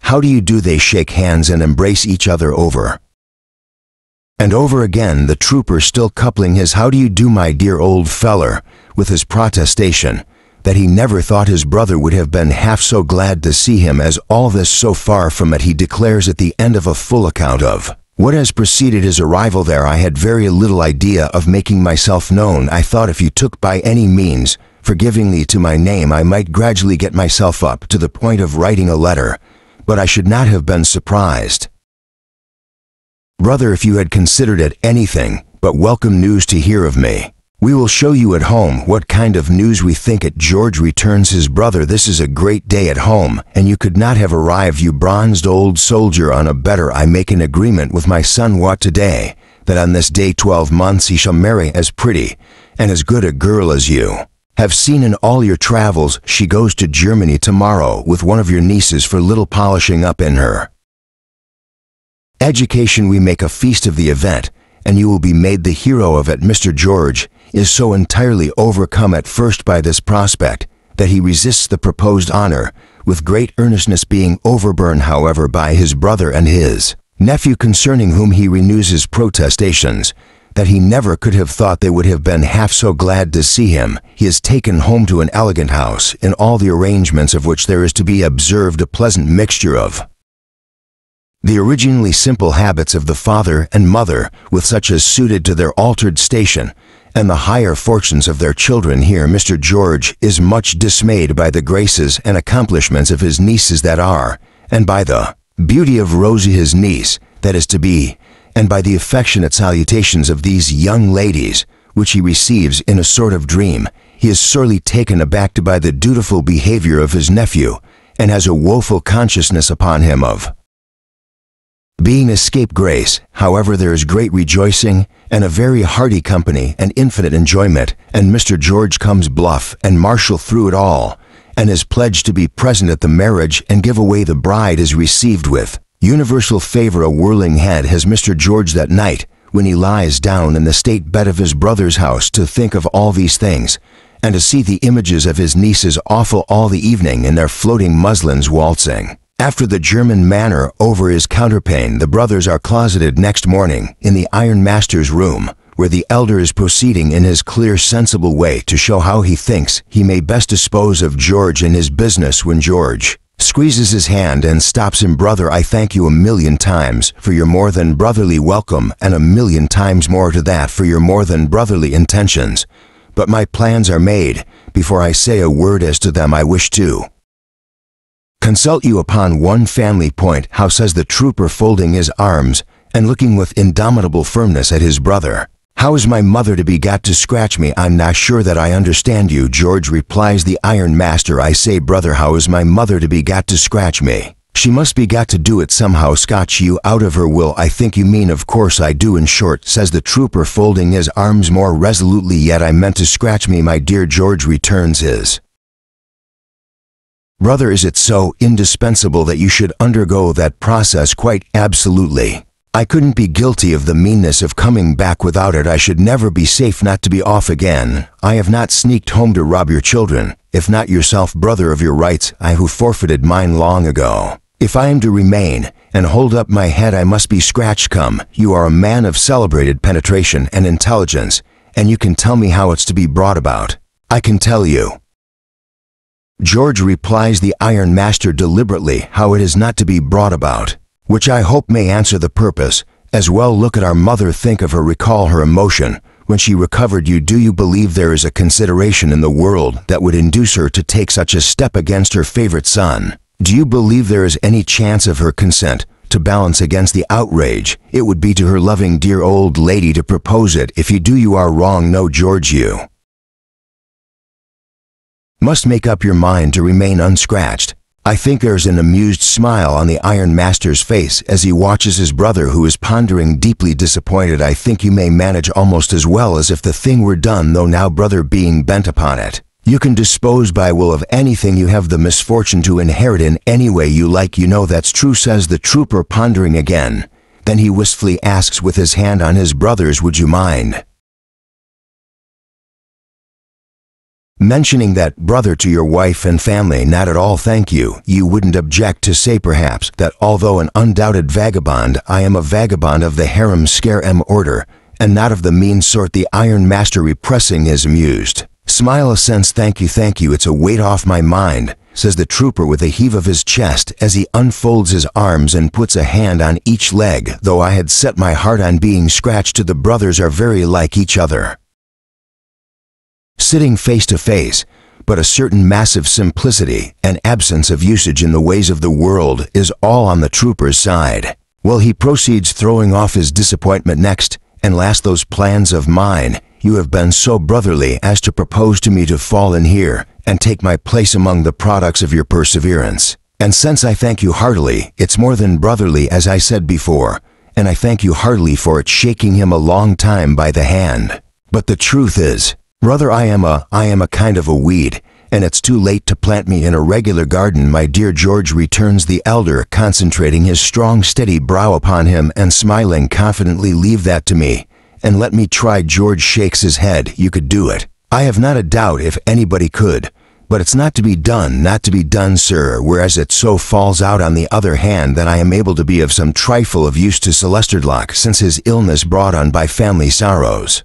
And that he would rather have that help from our mother's son than from anybody else. Well, my dear George, returns the other with a very slight shade upon his open face, if you prefer to serve in Celeste Dedlock's household brigade, there it is, brother, cries the trooper, checking him with his hand upon his knee again. There it is, you don't take kindly to that idea. I don't mind it, you are not used to being officered. I am, everything about you is in perfect order and discipline, everything about me requires to be kept, so we are not accustomed to carry things with the same hand or to look at them from the same point. I don't say much about my garrison manners, because I found myself pretty well at my ease last night, and they wouldn't be noticed here, I dare say, once and away. But I shall get on best at Chesney Wold, where there's more room for a weed than there's here, and the dear old lady will be made happy besides. Therefore I accept of Sir Celester Dedlock's proposals when I come over next year to give away the bride, or whenever I come I shall have the sense to keep the household brigade in ambuscade, and not to maneuver it on your ground. I thank you heartily again, and I'm proud to think of the Rouncewells as they'll be founded by you. You know yourself, George, says the elder brother, returning the grip of his hand, and perhaps you know me better than I know myself. Take your way, so that we don't quite lose one another again. Take your way, no fear of that, returns the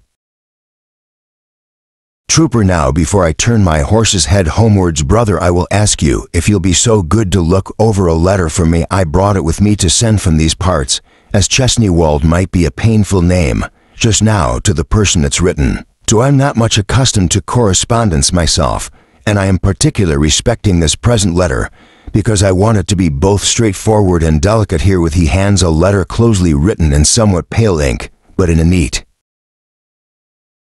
round hand, to the Iron Master, who reads as follows: Miss Esther Somerset, a communication having been made to me by Inspector Bucket of a letter to myself being found among the papers of a certain person, I take the liberty to make known to you that it was but a few lines of instruction from abroad when, where, and how to deliver an enclosed letter to a young and beautiful lady, then unmarried in England. I duly observed the same. I further take the liberty to make known to you that it was got from me as a proof of handwriting only, and that otherwise I would not have given it up, as appearing to be the most harmless in my possession, without being previously shot through the heart. I further take the liberty to mention that if I could have supposed a certain unfortunate gentleman to have been in existence, I never could and never would have rested until I had discovered his retreat and shared my last farthing with him, as my duty and my inclination would have equally been. But he was officially reported drowned, and assuredly went over the side of a transport ship at night in an Irish harbor within a few hours of her arrival from the West Indies, as I have myself heard both from officers and men on board, and know to have been officially confirmed. I further take the liberty to state that in my humble quality as one of the rank and file, I am and shall ever continue to be your thoroughly devoted and admiring servant, and that I esteem the qualities you possess above all others, far beyond the limits of the present dispatch. I have the honor to be, George, a little formal, observes the elder brother, refolding it with a puzzled face, but nothing that might not be sent to a pattern young lady, asks the younger. Nothing at all, therefore it is sealed and deposited for posting among the iron correspondence of the day. This done, Mr. George takes a hearty farewell of the family party and prepares to saddle and mount. His brother, however, unwilling to part with him so soon, proposes to ride with him in a light open carriage to the place where he will bait for the night, and there remain with him until morning. A servant riding for so much of the journey on the thoroughbred old grey from Chesney Wold, the offer being gladly accepted, is followed by a pleasant ride, a pleasant dinner, and a pleasant breakfast, all in brotherly communion. Then they once more shake hands long and heartily, and part, the Iron Master turning his face to the smoke and fires, and the trooper to the green country. Early in the afternoon, the subdued sound of his heavy military trot is heard on the turf in the avenue, as he rides on with imaginary clank and jingle of accoutrements under the old elm trees. Chapter 60. For Esther's narrative. Soon after I had that conversation with my guardian, he put a sealed paper in my hand one morning and said, "This is for next month, my dear." I found in it £100. I now began very quietly to make such preparations as I thought were necessary regulating my purchases by my guardian's taste, which I knew very well. Of course, I arranged my wardrobe to please him and hoped I should be highly successful. I did it all so quietly, because I was not quite free from my old apprehension that Ada would be rather sorry, and because my guardian was so quiet himself, I had no doubt that under all the circumstances, we should be married in the most private and simple manner. Perhaps I should only have to say to Ada, "Would you like to come and see me married tomorrow, my pet?" Perhaps our wedding might even be as unpretending as her own, and I might not find it necessary to say anything about it until it was over. I thought that if I were to choose, I would like this best. The only exception I made was Mrs. Woodcourt. I told her that I was going to be married to my guardian, and that we had been engaged some time. She highly approved. She could never do enough for me, and was remarkably softened now in comparison with what she had been when we first knew her. There was no trouble she would not have taken to have been of use to me. But I need hardly say that I only allowed her to take as little as gratified her kindness, without tasking it. Of course, this was not a time to neglect my guardian, and of course, it was not a time for neglecting my darling. So I had plenty of occupation, which I was glad of, and as to Charlie, she was absolutely not to be seen for needlework to surround herself with great heaps of it. Baskets full and tables full, and do a little and spend a great deal of time in staring with her round eyes at what there was to do, and persuade herself that she was going to do it, were Charlie's great dignities and delights. Meanwhile, I must say, I could not agree with my guardian on the subject of the will, and I had some sanguine hopes of John Dice, and John Dice, which of us was right will soon appear, but I certainly did encourage expectations in Richard. The discovery gave occasion for a burst of business and agitation that buoyed him up for a little time, but he had lost the elasticity even of hope now, and seemed to me to retain only its feverish anxieties. From something my guardian said one day when we were talking about this, I understood that my marriage would not take place until after the term time we had been told to look forward to, and I thought the more for that how rejoiced I should be if I could be married when Richard and Ada were a little more prosperous. The term was very near indeed when my guardian was called out of town and went down into Yorkshire on Mr. Woodcourt's business. He had told me beforehand that his presence there would be necessary. I had just come in one night from my dear girls, and was sitting in the midst of all my new clothes, looking at them all around me, and thinking, when a letter from my guardian was brought to me. It asked me to join him in the country, and mentioned by what stage coach my place was taken, and at what time in the morning I should have to leave town. It added in a postscript that I would not be many hours from Ada. I expected few things less than a journey at that time, but I was ready for it in half an hour, and set off as appointed. Early next morning I traveled all day, wondering all day what I could be wanted for at such a distance. Now I thought it might be for this purpose, now I thought it might be for that purpose, but I was never near the truth. It was night when I came to my journey's end, and found my guardian waiting for me. This was a great relief, for towards evening I had begun to fear the more so, as his letter was a very short one, that he might be ill. However, there he was as well as it was possible to be, and when I saw his genial face again at its brightest and best, I said to myself, he has been doing some other great kindness.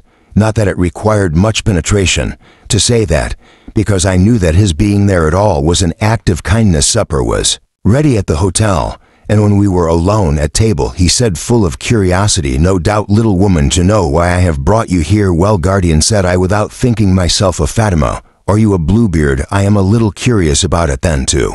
"Ensure your night's rest, my love," he returned gaily. "I won't wait until tomorrow to tell you I have very much wished to express to Woodcourt somehow my sense of his humanity to poor unfortunate Joe, his inestimable services to my young cousins, and his value to us all. When it was decided that he should settle here, it came into my head that I might ask his acceptance of some unpretending and suitable little place to lay his own head in. I therefore caused such a place to be looked out for, and such a place was found on very easy terms, and I have been touching it up for him and making it habitable. However, when I walked over it the day before yesterday, and it was reported ready, I found that I was not housekeeper enough to know whether things were all as they ought to be. So I sent off for the best little housekeeper that could possibly be got to come and give me her advice and opinion, and here she is, said my guardian, laughing and crying both together, because he was so dear, so good, so admirable. I tried to tell him what I thought of him, but I could not articulate a word. Tut, tut, said my guardian, you make too much of it, little woman. Why, how you sob, Dame Durden, how you sob. It is with exquisite pleasure, guardian. With a heart full of thanks. Well, well, said he, I am delighted that you approve. I thought you would. I meant it as a pleasant surprise for the little mistress of Bleak House. I kissed him and dried my eyes. I know now, said I have seen this in your face a long while. No, have you really, my dear, said he. Would a Dame Durden, it is to read a face. He was so quaintly cheerful that I could not long be otherwise, and was almost ashamed of having been otherwise at all. When I went to bed I cried. I am bound to confess that I cried, but I hope it was with pleasure, though I am not quite sure it was with pleasure. I repeated every word of the letter twice over. A most beautiful summer morning succeeded, and after breakfast we went out arm in arm to see the house, of which I was to give my mighty housekeeping opinion. We entered a flower garden by a gate in a side wall of which he had the key, and the first thing I saw was that the beds and flowers were all laid out according to the manner of my beds and flowers at home. You see, my dear, observed my guardian, standing still with a delighted face to watch my looks, knowing there could be no better plan. I borrowed yours. We went on by a pretty little orchard where the cherries were nestling among the green leaves, and the shadows of the apple trees were sporting on the grass, to the house itself, a cottage, quite a rustic cottage of dolls' rooms, but such a lovely place, so tranquil and so beautiful, with such a rich and smiling country spread around it, with waters sparkling away into the distance, here all overhung with summer growth, there turning a humming mill at its nearest point, glancing through a meadow by the cheerful town, where cricket players were assembling in bright groups, and a flag was flying from a white tent that rippled in the sweet west wind. And still, as we went through the pretty rooms, out of the little rustic veranda doors, and underneath the tiny wooden colonnades garlanded with woodbine, jasmine, and honeysuckle, I saw in the papering on the walls, in the colors of the furniture, in the arrangement of all the pretty objects, my little tastes and fancies, my little methods and inventions, which they used to laugh at while they praised them, my odd ways everywhere. I could not say enough in admiration of what was all so beautiful, but one secret doubt arose in my mind. When I saw this, I thought, oh, would he be the happier for it? Would it not have been better for his peace that I should not have been so brought before him? Because although I was not what he thought me, still he loved me very dearly, and it might remind him mournfully of what he believed he had lost. I did not wish him to forget me. Perhaps he might not have done so without these aids to his memory, but my way was easier than his, and I could have reconciled myself even to that, so that he had been the happier for it.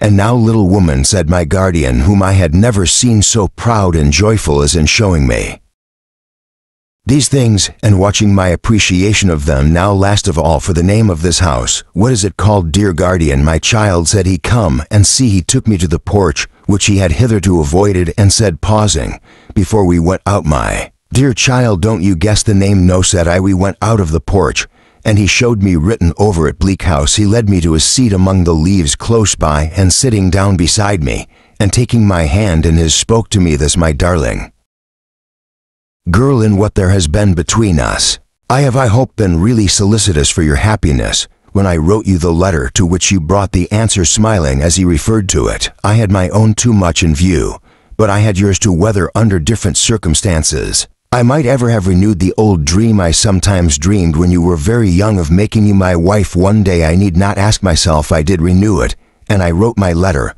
and you brought your answer. You are following what I say, my child. I was cold, and I trembled violently, but not a word he uttered was lost as I sat looking fixedly at him, and the sun's rays descended softly, shining through the leaves upon his bare head. I felt as if the brightness on him must be like the brightness of the angels. Hear me, my love, and do not speak. It is for me to speak now, when it was that I began to doubt whether what I had done would really make you happy. Is no matter. Woodcourt came home, and I soon had no doubt at all. I clasped him round the neck, and hung my head upon his breast, and wept. Lie lightly, confidently here, my child, said he, pressing me gently to him. I am your guardian, and your father. Now rest confidently here, smoothly, like the gentle rustling of the leaves and genially like the ripening weather and radiantly and beneficently like the sunshine, he went on, understand me, my dear girl, I had no doubt of your being contented and happy with me being so dutiful and so devoted, but I saw with whom you would be happier that I penetrated his secret when Dame Durden was blind to it is no wonder, for I knew the good that could never change in her far better than she did well. I have long been in Alan Woodcourt's confidence, although he was not until yesterday a few hours before you came here in mine, but I would not have my Esther's bright example lost. I would not have a jot of my dear girl's virtues unobserved and unhonored. I would not have her admitted on sufferance into the line of Morgan ap Carrig, no, not for the weight in gold of all the mountains in Wales. He stopped to kiss me on the forehead, and I sobbed and wept afresh, for I felt as if I could not bear the painful delight of his praise. Hush, little woman, don't cry, this is to be a day of joy. I have looked forward to it, he said exultingly, for months on months. A few words more, Dame Trot, and I have said my say, determined not to throw away one atom of my Esther's worth. I took Mrs. Woodcourt into a separate confidence. Now, madam, said I clearly perceive, and indeed I know to boot, that your son loves my ward. I am further very sure that my ward loves your son, but will sacrifice her love to a sense of duty and affection, and will sacrifice it so completely, so entirely, so religiously, that you should never suspect it, though you watch her night and day. Then I told her all our story, ours, yours, and mine. Now, madam, said I, come you knowing this, and live with us, come you and see my child.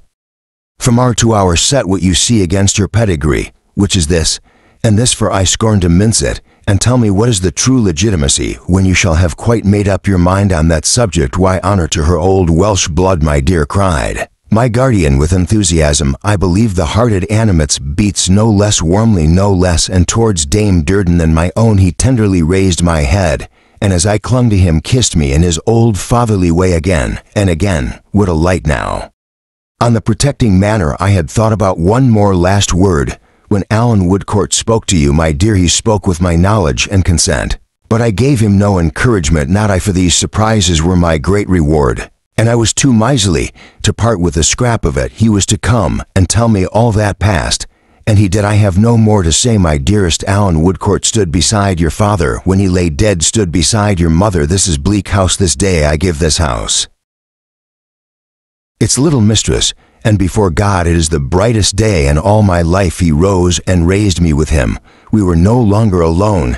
My husband, I have called him by that name, full 7 happy years now, stood at my side. Alan said, my guardian, take from me a willing gift, the best wife that ever man had. What more can I say for you than that I know you deserve her? Take with her the little home she brings you. You know what she will make it, Alan. You know what she has made its namesake. Let me share its felicity sometimes. And what do I sacrifice? Nothing, nothing. He kissed me once again, and now the tears were in his eyes as he said more softly, Esther, my dearest, after so many years there is a kind of parting in this too. I know that my mistake has caused you some distress. Forgive your old guardian in restoring him to his old place in your affections, and blot it out of your memory. Alan, take, my dear. He moved away from under the green roof of leaves and stopping in the sunlight outside and turning cheerfully towards us said, I shall be found about here somewhere. It's a west wind, little woman. Do you west? Let no one thank me anymore, for I'm going to revert to my bachelor habits, and if anybody disregards this warning, I'll run away and never come back. What happiness was ours that day, what joy, what rest, what hope, what gratitude, what bliss. We were to be married before the month was out, but when we were to come and take possession of our own house was to depend on Richard and Ada. We all three went home together next day. As soon as we arrived in town, Alan went straight to see Richard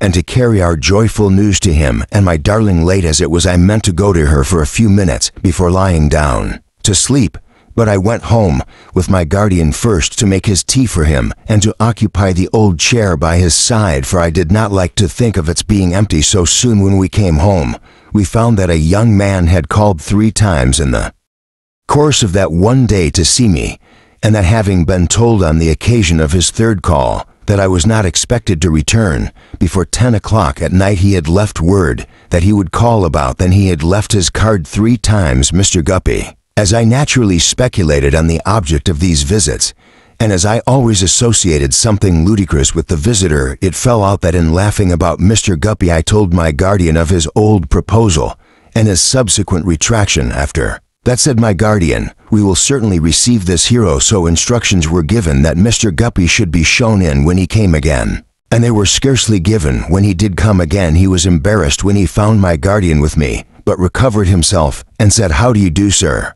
"How do you do, sir?" returned my guardian. "Thank you, sir, I am tolerable," returned Mr. Guppy. "Will you allow me to introduce my mother, Mrs. Guppy of the Old Street Road, and my particular friend, Mr. Weevil. That is to say, my friend has gone by the name of Weevil, but his name is really and truly Jobling." My guardian begged them to be seated, and they all sat down. "Tony," said Mr. Guppy to his friend, after an awkward silence, "will you open a case?" "Do it yourself," returned the friend rather tartly. "Well, Mr. John, dear sir." Mr. Guppy, after a moment's consideration, began to the great diversion of his mother, which he displayed by nudging Mr. Jobling with her elbow and winking at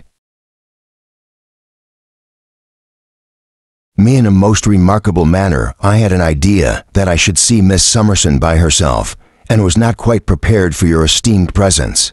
But Miss Summerson has mentioned to you perhaps that something has passed between us on former occasions. Miss Summerson, returned my guardian, smiling, has made a communication to that effect to me. That said Mr. Guppy makes matters easier, sir. I have come out of my articles at Kenjan Carboys, and I believe with satisfaction to all parties I am now admitted after undergoing an examination that's enough to badger a man blue touching a pack of nonsense that he don't want to know on the roll of attorneys, and have taken out my certificate, if it would be any satisfaction to you to see it. Thank you, Mr. Guppy, returned my guardian. I am quite willing. I believe I use a legal phrase to admit the certificate. Mr. Guppy therefore desisted from taking something out of his pocket and proceeded without it. I have no capital myself, but my mother has a little property, which takes the form of an annuity. Here Mr. Guppy's mother rolled her head as if she never could sufficiently enjoy the observation, and put her handkerchief to her mouth and again winked at me. Then a few pounds for expenses out of pocket in conducting business will never be wanting, free of interest, which is an advantage, you know, said Mr. Guppy feelingly. Certainly an advantage, returned my guardian.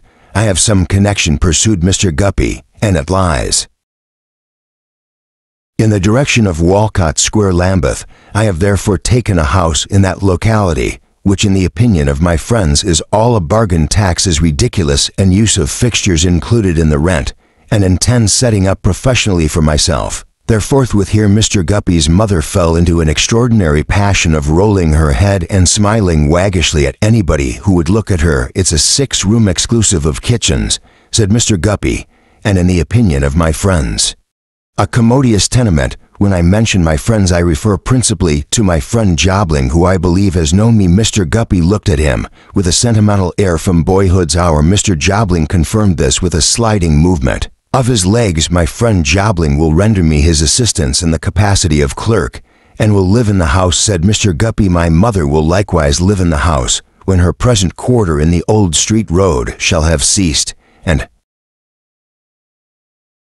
expired, and consequently there will be no want of society. My friend Jobling is naturally aristocratic by taste, and besides being acquainted with the movements of the upper circles, fully backs me in the intentions I am now developing. Mr. Jobling said certainly, and withdrew a little from the elbow of Mr. Guppy's mother. Now I have no occasion to mention to you, sir, you being in the confidence of Miss Summerson, said Mr. Guppy. Mother, we should be so good as to keep still that Miss Somerset's image was formerly imprinted on my heart, and that I made her a proposal of marriage that I have heard, returned my guardian. Circumstances, pursued Mr. Guppy, over which I had no control, but quite the contrary, weakened the impression of that image. For a time, at which time Miss Somerset's conduct was highly genteel, I may even add magnanimous. My guardian patted me on the shoulder and seemed much amused. Now, sir, said Mr. Guppy, I have got into that state of mind myself that I wish for a reciprocity of magnanimous behavior. I wish to prove to Miss Summerson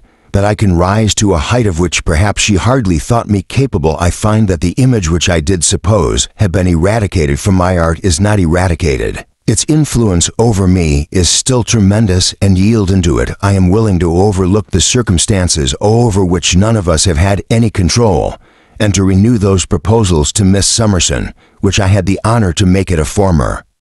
I begged to lay the house in Walcott Square the business, and myself before Miss Summerson, for her acceptance very magnanimous indeed, sir, observed my guardian. Well, sir, replied Mr. Guppy, with candor, my wishes to be magnanimous I do not consider. That in making this offer to Miss Summerson, I am by any means throwing myself away, neither is that the opinion of my friends. Still there are circumstances, which I submit may be taken into account as a set-off against any little drawbacks of mine, and so a fair and equitable balance arrived at I take upon myself, sir, said my guardian, laughing as he rang the bell, to reply to your proposals on behalf of Miss Summerson. She is very sensible of your handsome intentions, and wishes you good evening. And wishes you well, oh, said Mr. Guppy with a blank look. Is that tantamount, sir, to acceptance, or rejection, or consideration? To decided rejection, if you please, returned my guardian. Mr. Guppy looked incredulously at his friend and at his mother, who suddenly turned very angry, and at the floor, and at the ceiling. Indeed, said he, been jobbing if you was the friend you represent yourself. I should think you might, and my mother out of a gangway instead of allowing her to remain where she ain't wanted. But Mrs. Guppy positively refused to come out of the gangway. She wouldn't hear of it. Boy, get along with you, said she to my guardian. What do you mean I must sound good enough for you? You ought to be ashamed of yourself. Get out. With you, my good lady, returned my guardian. It is hardly reasonable to ask me to get out of my own room. I don't care for that, said Mrs. Guppy. Get out with you. If we aren't good enough for you, go and procure somebody that is good enough. Go along and find them. I was quite unprepared for the rapid manner in which Mrs. Guppy's power of jocularity merged into a power of taking the profoundest offense. Go along and find somebody that's good enough for you, repeated Mrs. Guppy. Get out. Nothing seemed to astonish Mr. Guppy's mother so much, and to make her so very indignant, as her not getting out. Why don't you get out, said Mrs. Guppy. Why are you stopping here for, mother, interposed her son, always getting before her and pushing her back with one shoulder as she sidled at my guardian. Will you hold your tongue? No, William, she returned. I won't, not unless he gets out. I won't. However, Mr. Guppy and Mr. Jobbing together closed on Mr. Guppy's mother, who began to be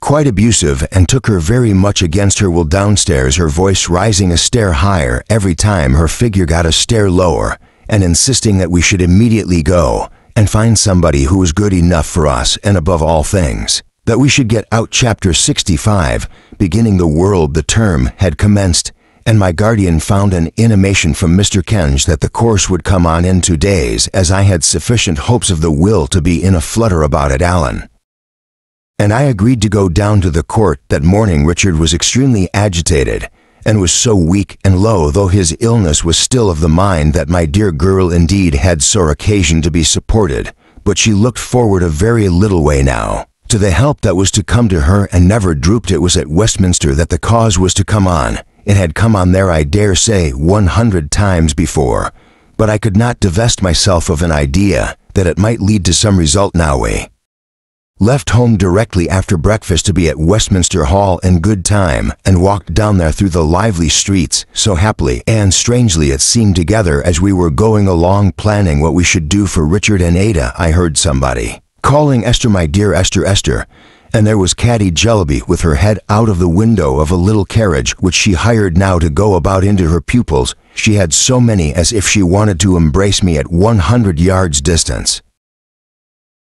I had written her a note to tell her of all that my guardian had done, but had not had a moment to go and see her. Of course we turned back, and the affectionate girl was in that state of rapture, and was so overjoyed to talk about the night when she brought me the flowers, and was so determined to squeeze my face bonnet and all between her hands, and go on in a wild manner altogether, calling me all kinds of precious names, and telling Allen I had done I don't know what for her, that I was just obliged to get into the little carriage and calm her down by letting her say and do exactly what she liked. Allen, standing at the window, was as pleased as Caddy, and I was as pleased as either of them, and I wonder that I got away as I did, rather than that I came off laughing and red and anything but tidy, and looking after Caddy, who looked after us out of the coach window as long as she could see us. This made us some quarter of an hour late, and when we came to Westminster Hall we found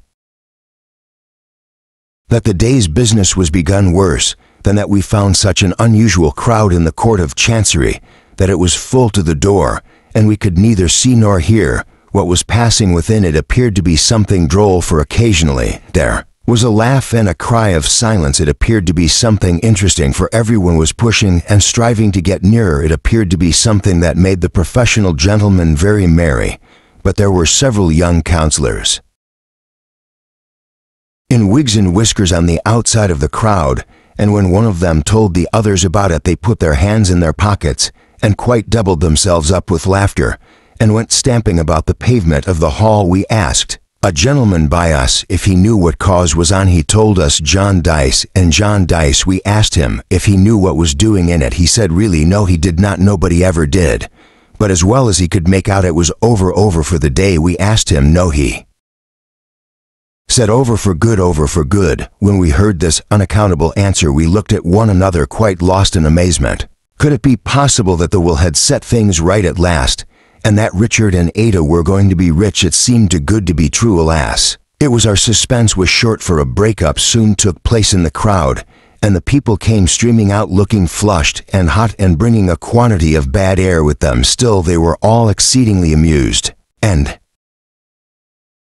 were more like people coming out from a farce or a juggler than from a court of justice. We stood aside watching for any countenance we knew, and presently great bundles of paper began to be carried out, bundles in bags, bundles too large to be got into any bags, immense masses of papers of all shapes and no shapes, which the bearers staggered under and threw down, for the time being anyhow, on the whole pavement, while they went back to bring out more. Even these clerks were laughing. We glanced at the papers, and seeing John Dice and John Dice everywhere, asked an official-looking person who was standing in the midst of them whether the cause was over. Yes, he said it was all up with it at last, and burst out laughing. At this juncture we perceived Mr. Kenge coming out of court with an affable dignity upon him, listening to Mr. Vowles, who was deferential and carried his own bag. Mr. Vowles was the first to see us. Here is Miss Summerson, sir, he said, and Mr. Woodcourt. Oh, indeed, yes, truly, said Mr. Kenge, raising his hat to me with polished politeness. How do you do? Glad to see you. Mr. Johns is not here. No, he never came there. I reminded him. Really, returned Mr. Kenge. It is as well that he is not here today, for his, shall I say, in my good friend's absence, his indomitable singularity of opinion might have been strengthened, perhaps not reasonably, but might have been strengthened. Pray, what has been done today? Asked Allen. I beg your pardon, said Mr. Kenge with excessive urbanity. What has been done today? What has been done? Repeated Mr. Kent. Quite so, yes. Why, not much has been done. Not much. We have been checked, brought up suddenly, I would say, upon the, shall I term it, threshold. Is this well considered a genuine document, sir? Said Allen. Will you tell us that? Oh, most certainly, if I could, said Mr. Kenge. But we have not gone into that. We have not gone into that. We have not gone into that, repeated Mr. Vowles, as if his low inward voice were an echo. You are to reflect, Mr. Woodcourt, observed Mr. Kenge, using his silver trowel persuasively and smoothly, that this has been a great cause, that this has been a protracted cause, that this has been a complex cause. John Dacey, and John Dacey has been termed not an ample a monument of chancery practice, and patience has sat upon it a long time, said Allen. A very well indeed, sir, returned Mr. Kenge with a certain condescending laugh. He had a very well. You are further to reflect, Mr. Woodcourt, becoming dignified almost to severity, that on the numerous difficulties, contingencies, masterly fictions, and forms of procedure in this great cause, there has been an extended study, ability, eloquence, knowledge, intellect. Mr. Woodcourt, high intellect. For many years the, I would say, the flower of the bar, and the, I would presume to add, the matured or terminal fruits of the woolsack have been lavished upon John Dice and John Dice. If the public have the benefit,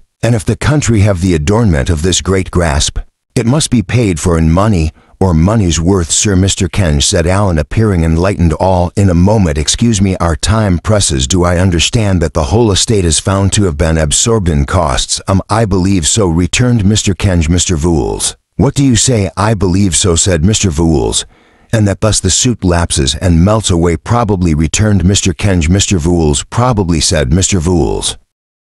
My dearest life, whispered Allen, this will break Richard's heart.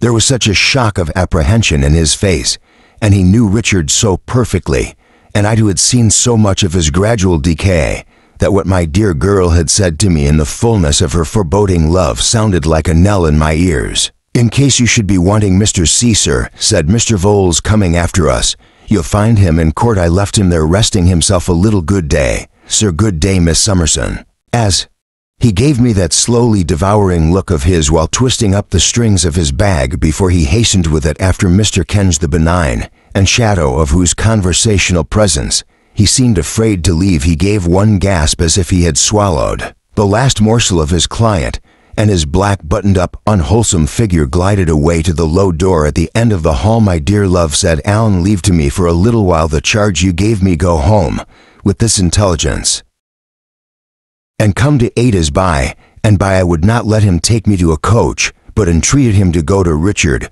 without a moment's delay, and leave me to do as he wished. Hurrying home, I found my guardian, and told him gradually with what news I had returned. "Little woman," said he, quite unmoved for himself, "you have done with the suit on any terms is a greater blessing than I had looked for.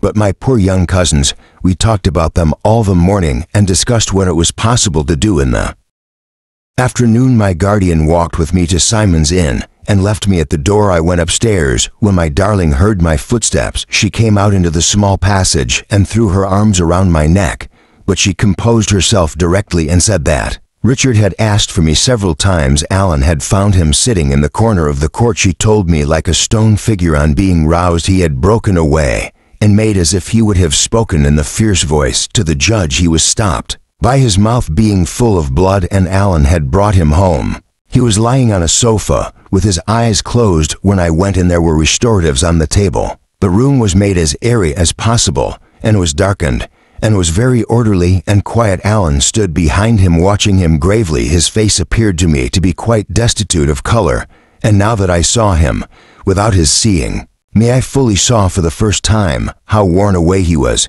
But he looked handsomer than I had seen him look. For many a day I sat down by his side in silence, opening his eyes by and by. He said in a weak voice, but with his old smile, "Dame Durden, kiss me, my dear." It was a great comfort and surprise to me to find him in his low state cheerful and looking forward. He was happier, he said, in our intended marriage than he could find words to tell me. My husband had been a guardian angel to him and Ada, and he blessed us both and wished us all the joy that life could yield us. I almost felt as if my own heart would have broken when I saw him take my husband's hand and hold it to his breast. We spoke of the future as much as possible, and he said several times that he must be present at our marriage if he could stand upon his feet. Ada would contrive to take him somehow. He said, "Yes, surely, dearest Richard."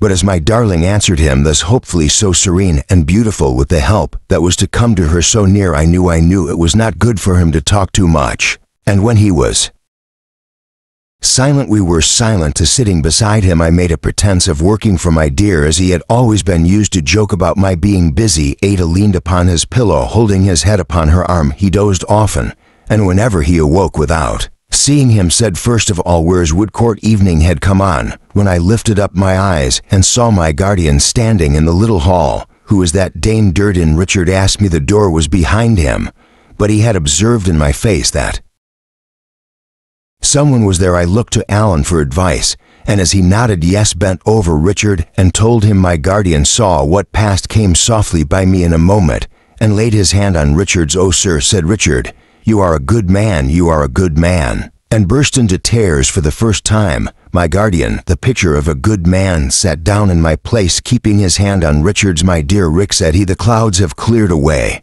and it is bright now. We can see now. We were all bewildered, Rick. More or less what matters. And how are you, my dear boy?" "But I am very weak, sir.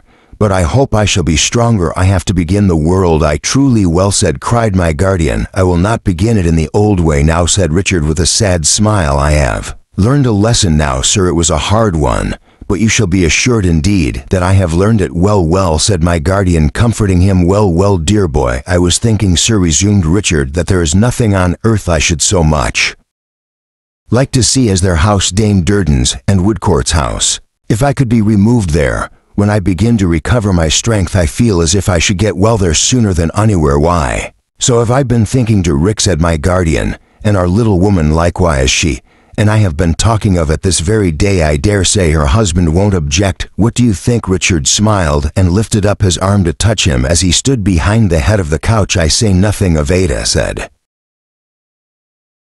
Richard, "but I think of her, and have thought of her very much. Look at her, see her here, sir, bending over this pillow, when she has so much need to rest upon it herself. My dear love, oh my poor girl." He clasped her in his arms, and none of us spoke. He gradually released her, and she looked upon us, and looked up to heaven, and moved her lips. "When I get down to Bleak House," said Richard, "I shall have much to tell you, sir, and you will have much to show me. You will go, won't you?" "Undoubtedly, dear Rick." "Thank you, like you," said Richard. "But it's all like you. They have been telling me how you planned it, and how you remembered all Esther's familiar tastes and ways. It will be like coming to the old Bleak House again. And you will come there too, I hope, Rick. I am a solitary man now, you know, and it will be a charity to come to me, a charity to come to me, my love," he repeated to Ada, as he gently passed his hand over her golden hair and put a lock of it to his lips. "I think he vowed within himself to cherish her if she were left alone. It was a troubled dream," said Richard, clasping both my guardian's hands eagerly. "Nothing more, Rick, nothing more. And you, being a good man, can pass it as such and forgive and pity the dreamer, and be lenient and encouraging when he wakes. Indeed I can. What am I but another dreamer, Rick? I will begin the world," said Richard, with a light in his eyes. My husband drew a little nearer towards Ada, and I saw him solemnly lift up his hand to warn my guardian. "When shall I go from this place to that pleasant country where the old times are, where I shall have strength to tell what Ada has been to me, where I shall be able to recall my many faults and blindnesses, where I shall prepare myself to be a guide to my unborn child?" said Richard.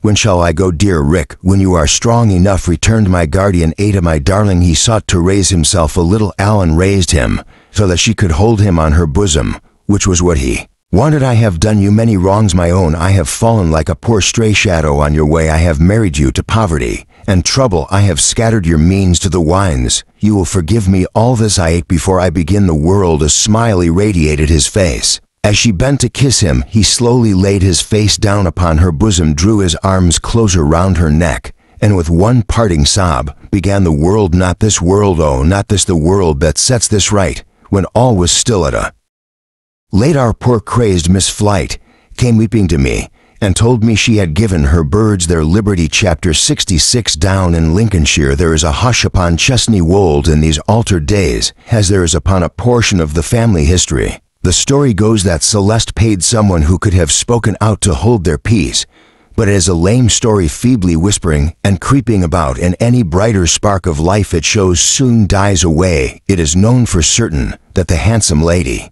Dedlock lies in the mausoleum in the park, where the trees arch darkly overhead, and the owl is heard at night making the woods ring. But when she was brought home to be laid among the echoes of that solitary place, or how she died, is all mystery. Some of her old friends, principally to be found among the peachy-cheeked charmers with the skeleton throats, did once occasionally say, as they toyed in a ghastly manner with large fans, like charmers reduced to flirting with grim death after losing all their other bows, did once occasionally say, when the world assembled together, that they wondered the ashes of the Dedlocks entombed in the mortuary never rose against the profanation of her company.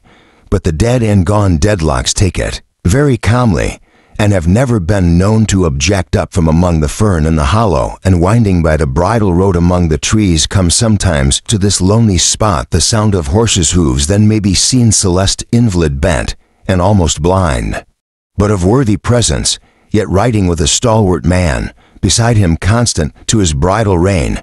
When they come to a certain spot before the mausoleum door, Celeste's accustomed horse stops of his own accord, and Celeste, pulling off his hat, is still for a few moments before they ride away. War rages yet with the audacious Boythorn, though at uncertain intervals, and now hotly, and now coolly flickering like an unsteady fire. The truth is said to be that when Sir Leicester came down to Lincolnshire for good, Mr. Boythorn showed a manifest desire to abandon his right-of-way and do whatever Sir Leicester would, which Celeste, conceiving to be a condescension to his illness or misfortune, took in such high dudgeon, and was so magnificently Aggrieved by that, Mr. Boythorn found himself under the necessity of committing a flagrant trespass to restore his neighbor to himself. Similarly, Mr. Boythorn continues to post tremendous placards on the disputed thoroughfare, and, with his bird upon his head, to hold forth vehemently against Celeste in the sanctuary of his own home. Similarly also he defies him as of old in the little church by testifying a bland unconsciousness of his existence, but it is whispered that, when he is most ferocious towards his old foe, he is really most considerate, and that Celeste, in the dignity of being implacable, little supposes how much he is humored, as little does he think how near together he and his antagonist have suffered in the fortunes of two sisters, and his antagonist, who knows it now, is not the man to tell him. So the quarrel goes on to the satisfaction of both in one of the lodges of the park, that lodge within sight of the house where once upon a time, when the waters were out down in Lincolnshire, my lady used to see the keeper's child. The stalwart man, the trooper formerly, is housed some relics of his old calling, hang upon the walls, and these it is the chosen recreation of a little lame man about the stable yard to keep gleaming bright. A busy little man he always is in the polishing at harness house stores of stirrup irons, bits, curb chains, harness bosses, anything in the way of a stable yard that will take a polish, leading a life of friction. A shaggy little damaged man with all, not unlike an old dog of some mongrel breed who has been considerably knocked about. He answers to the name of Phil. A goodly sight it is to see the grand old housekeeper, harder of hearing, now going to church on the arm of her son, and to observe, which few do, for the house is scant of company in these times, the relations of both towards Celeste, and as towards them, they have visitors in the high summer weather, when a grey cloak and umbrella unknown to Chesney world at other periods are seen among the leaves, when two young ladies are occasionally found rambling in secluded sorbets and such nooks of the park, and when the smoke of two pipes weaves away into the fragrant evening air from the trooper's door. Then is a fife heard trawling within the lodge on the inspiring topic of the British Grenadiers, and as the evening closes, in a gruff, inflexible voice is heard to say, while two men pace together up and down, "But I never owned to it before. The old girl discipline must be maintained. The greater part of the house is shut up, and it is a show house no longer. Yet Celeste holds his shrunken state in the long drawing room for all that, and reposes in his old place before my lady's picture, closed in by night, with broad screens, and illumined only in that part. The light of the drawing room seems gradually contracting and dwindling, until it shall be no more, a little more in truth, and it will be all extinguished for Celeste, and the damp door in the mausoleum, which shuts so tight and looks so obdurate, will have opened, and received him. Villania, growing with the flight of time, pinker as to the red in her face, and yellower as to the white, reads to Celeste in the long evenings, and is driven to various artifices to conceal her yawns, of which the chief and most efficacious is the insertion of the pearl necklace between her rosy lips. Long-winded treatises on the Buffy and Boodle question, showing how Buffy is immaculate and Boodle villainous, and how the country is lost by being all Boodle and no Buffy, or saved by being all Buffy and no Boodle. It must be one of the two, and cannot be anything else, are the staple of her reading. Sir Leicester is not particular what it is, and does not appear to follow it very closely further than that he always comes broad awake the moment Volumnia ventures to leave off, and sonorously repeating her last words, begs with some displeasure to know if she finds herself fatigued. However, Volumnia, in the course of her bird-like hopping about and pecking at papers, has alighted on a memorandum concerning herself, in the event of anything happening to her kinsman, which is handsome compensation for an extensive course of reading, and holds even the dragon boredom at bay. The cousins generally are rather shy of Chesney Wold and its dullness, but take to it a little in the shooting season, when guns are heard in the plantations, and a few scattered beaters and keepers wait at the old places of appointment for low-spirited twos and threes of cousins. The debilitated cousin, more debilitated by the dreariness of the place, gets into a fearful state of depression, groaning under penitential sofa pillows in his gunless hours, and protesting that such infernal old jails never so flare up forever. The only great occasions for Volumnia in this changed aspect of the place in Lincolnshire are those occasions, rare and widely separated, when something is to be done for the county or the country in the way of gracing a public ball. Then indeed does the tuckered sylph come out in fairy form, and proceed with joy and a cousinly escort to the exhausted old assembly room 14 heavy miles off, which during 364 days and nights of every ordinary year is a kind of Antipodean lumber room full of old chairs and tables upside down. Then indeed does she captivate all hearts, by her condescension, by her girlish vivacity, and by her skipping about as in the days when the hideous old general with a mouth too full of teeth had not cut one of them at 2 guineas each. Then does she twirl and twine a pastoral nymph of good family through the mazes of the dance. Then do the swains appear with tea, with lemonade, with sandwiches, with homage. Then is she kind and cruel, stately and unassuming, various, beautifully willful. Then is there a singular kind of parallel between her and the little glass chandeliers of another age embellishing that assembly room, which, with their meager stems, their spare little drops, their disappointing knobs, where no drops are, their bare little stalks, from which knobs and drops have both departed, and their little feeble prismatic twinkling, all seem Volumnias for the rest. Lincolnshire life to Volumnia is a vast blank of overgrown house, looking out upon trees, sighing, wringing their hands, bowing their heads, and casting their tears upon the window panes in monotonous depressions, a labyrinth of grandeur, less the property of an old family of human beings, and their ghostly likenesses then of an old family of echoings and thunderings,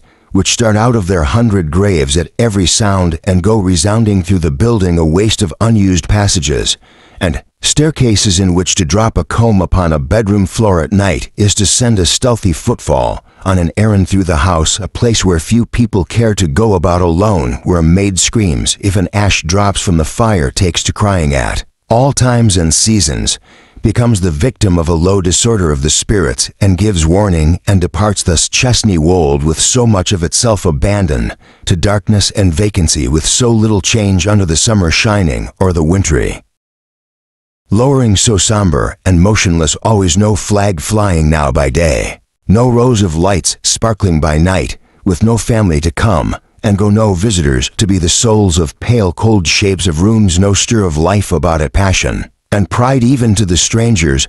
I have died away from the place in Lincolnshire and yielded it to dull repose. Chapter 67. The close of Esther's narrative. Full 7 happy years I have been the mistress of Bleak House. The few words that I have to add to what I have written are soon penned. Then I and the unknown friend to whom I write will part forever, not without much dear remembrance on my side, not without some I hope on his or hers. They gave my darling into my arms, and through many weeks I never left her. The little child who was to have done so much was born before the turf was planted on its father's grave. It was a boy, and I my husband, and my guardian gave him his father's name.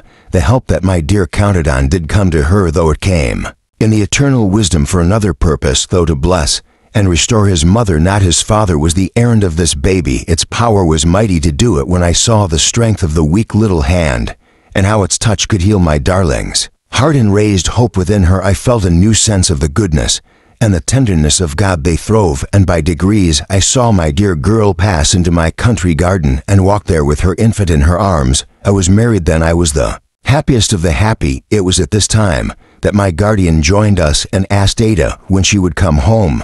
Both houses are your home, my dear, said he, but the older Bleak House claims priority. When you and my boy are strong enough to do it, come and take possession of your home. Ada called him her dearest cousin John, but he said no, it must be guardian now. He was her guardian henceforth, and the boys, and he had an old association with the name, so she called him guardian, and has called him guardian ever since. The children know him by no other name. I say the children. I have 2 little daughters. It is difficult to believe that Charlie, round-eyed still, and not at all grammatical, is married to a miller in our neighborhood, yet so it is. And even now, looking up from my desk as I write early in the morning at my summer window, I see the very mill beginning to go round. I hope the miller will not spoil Charlie, but he is very fond of her, and Charlie is rather vain of such a match, for he is well-to-do, and was in great request. So far as my small maid is concerned, I might suppose time to have stood for 7 years as still as the mill did half an hour ago, since little Emma, Charlie's sister, is exactly what Charlie used to be. As to Tom, Charlie's brother, I am really afraid to say what he did at school in ciphering, but I think it was decimals. He is apprenticed to the miller, whatever it was, and is a good bashful fellow, always falling in love with somebody and being ashamed of it. Caddy Jellaby passed her very last holidays with us, and was a dearer creature than ever, perpetually dancing in and out of the house with the children, as if she had never given a dancing lesson in her life. Katie keeps her own little carriage now instead of hiring one, and lives full 2 miles further westward than Newman Street. She works very hard, her husband an excellent one, being lame and able to do very little. Still she is more than contented, and does all she has to do with all her heart. Mr. Jellyby spends his evenings at her new house, with his head against the wall as he used to do in her old one. I have heard that Mrs. Jellyby was understood to suffer great mortification from her daughter's ignoble marriage and pursuits, but I hope she got over it in time. She has been disappointed in Barovia Gar, which turned out a failure in consequence of the King of Barovia wanting to sell everybody who survived the climate for rum, but she has taken up with the rights of women to sit in Parliament, and Caddy tells me it is a mission involving more correspondence than the old one. I had almost forgotten Caddy's poor little girl. She is not such a mite now, but she is deaf and dumb. I believe there never was a better mother than Caddy, who learns in her scanty intervals of leisure innumerable deaf and dumb arts to soften the affliction of her child. As if I were never to have done with Caddy, I am reminded here of Pee-Pee and old Mr. Turveytop. Pee-Pee is in the custom house and doing extremely well. Old Mr. Turveydrop, very apoplectic, still exhibits his deportment about town, still enjoys himself in the old manner, is still believed in the old way. He is constant in his patronage of Pee-Pee, and is understood to have bequeathed him a favorite French clock in his dressing room, which is not his property. With the first money we saved at home, we added to our pretty house by throwing out a little growlery expressly for my guardian, which we inaugurated with great splendor the next time he came down to see us. I try to write all this lightly, because my heart is full and drawing to an end. But when I write of him, my tears will have their way. I never look at him, but I hear our poor dear Richard calling him a good man to Ada, and her pretty boy. He is the fondest father to me. He is what he has ever been, and what name can I give to that? He is my husband's best and dearest friend. He is our children's darling. He is the object of our deepest love and veneration. Yet while I feel towards him as if he were a superior being, I am so familiar with him and so easy with him that I almost wonder at myself. I have never lost my old names, nor has he lost his, nor do I ever, when he is with us, sit in any other place than in my old chair at his side. Dame Trot, Dame Durden, little woman, all just the same as ever. And I answer, yes, dear guardian, just the same. I have never known the wind to be in the east for a single moment since the day when he took me to the porch to read the name. I remarked to him once that the wind never seemed in the east now, and he said no, truly, it had finally departed from that quarter on that very day. I think my darling girl is more beautiful than ever. The sorrow that has been in her face, or it is not there now, seems to have purified even its innocent expression, and to have given it a diviner quality. Sometimes, when I raise my eyes and see her in the black dress that she still wears teaching my Richard, I feel it is difficult to express, as if it were so good to know that she remembers her dear Esther in her prayers. I call him my Richard, but he says that he has to mammas, and I am one. We are not rich in the bank, but we have always prospered, and we have quite enough. I never walk out with my husband, but I hear the people bless him. I never go into a house of any degree, but I hear his praises or see them in grateful eyes. I never lie down at night,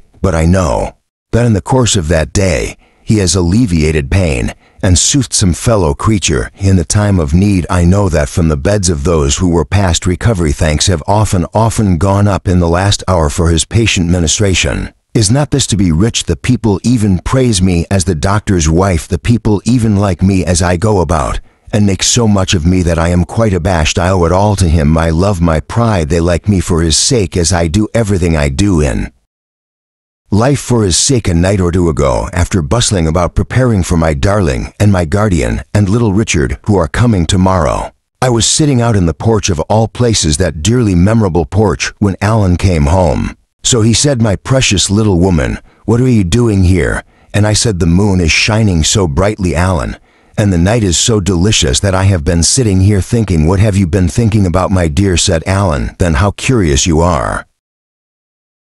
Said I am almost ashamed to tell you, but I have been thinking about my old looks, such as they were. And what have you been thinking about them, my busy bee? Said Alan. I have been thinking that I thought it was impossible that you could have loved me any better. Even if I had retained them such as they were, said Alan, laughing. Such as they were, of course, my dear Dame Durden, said Alan, drawing my arm through his. Do you ever look in the glass? You know I do. You see me do it and don't. You know that you are prettier than you ever were. I did not know that. I am not certain that I know it now. But I know that my dearest little pets are very pretty, and that my darling is very beautiful, and that my husband is very handsome, and that my guardian has the brightest and most benevolent face that ever was seen, and that they can very well do without much beauty in me, even supposing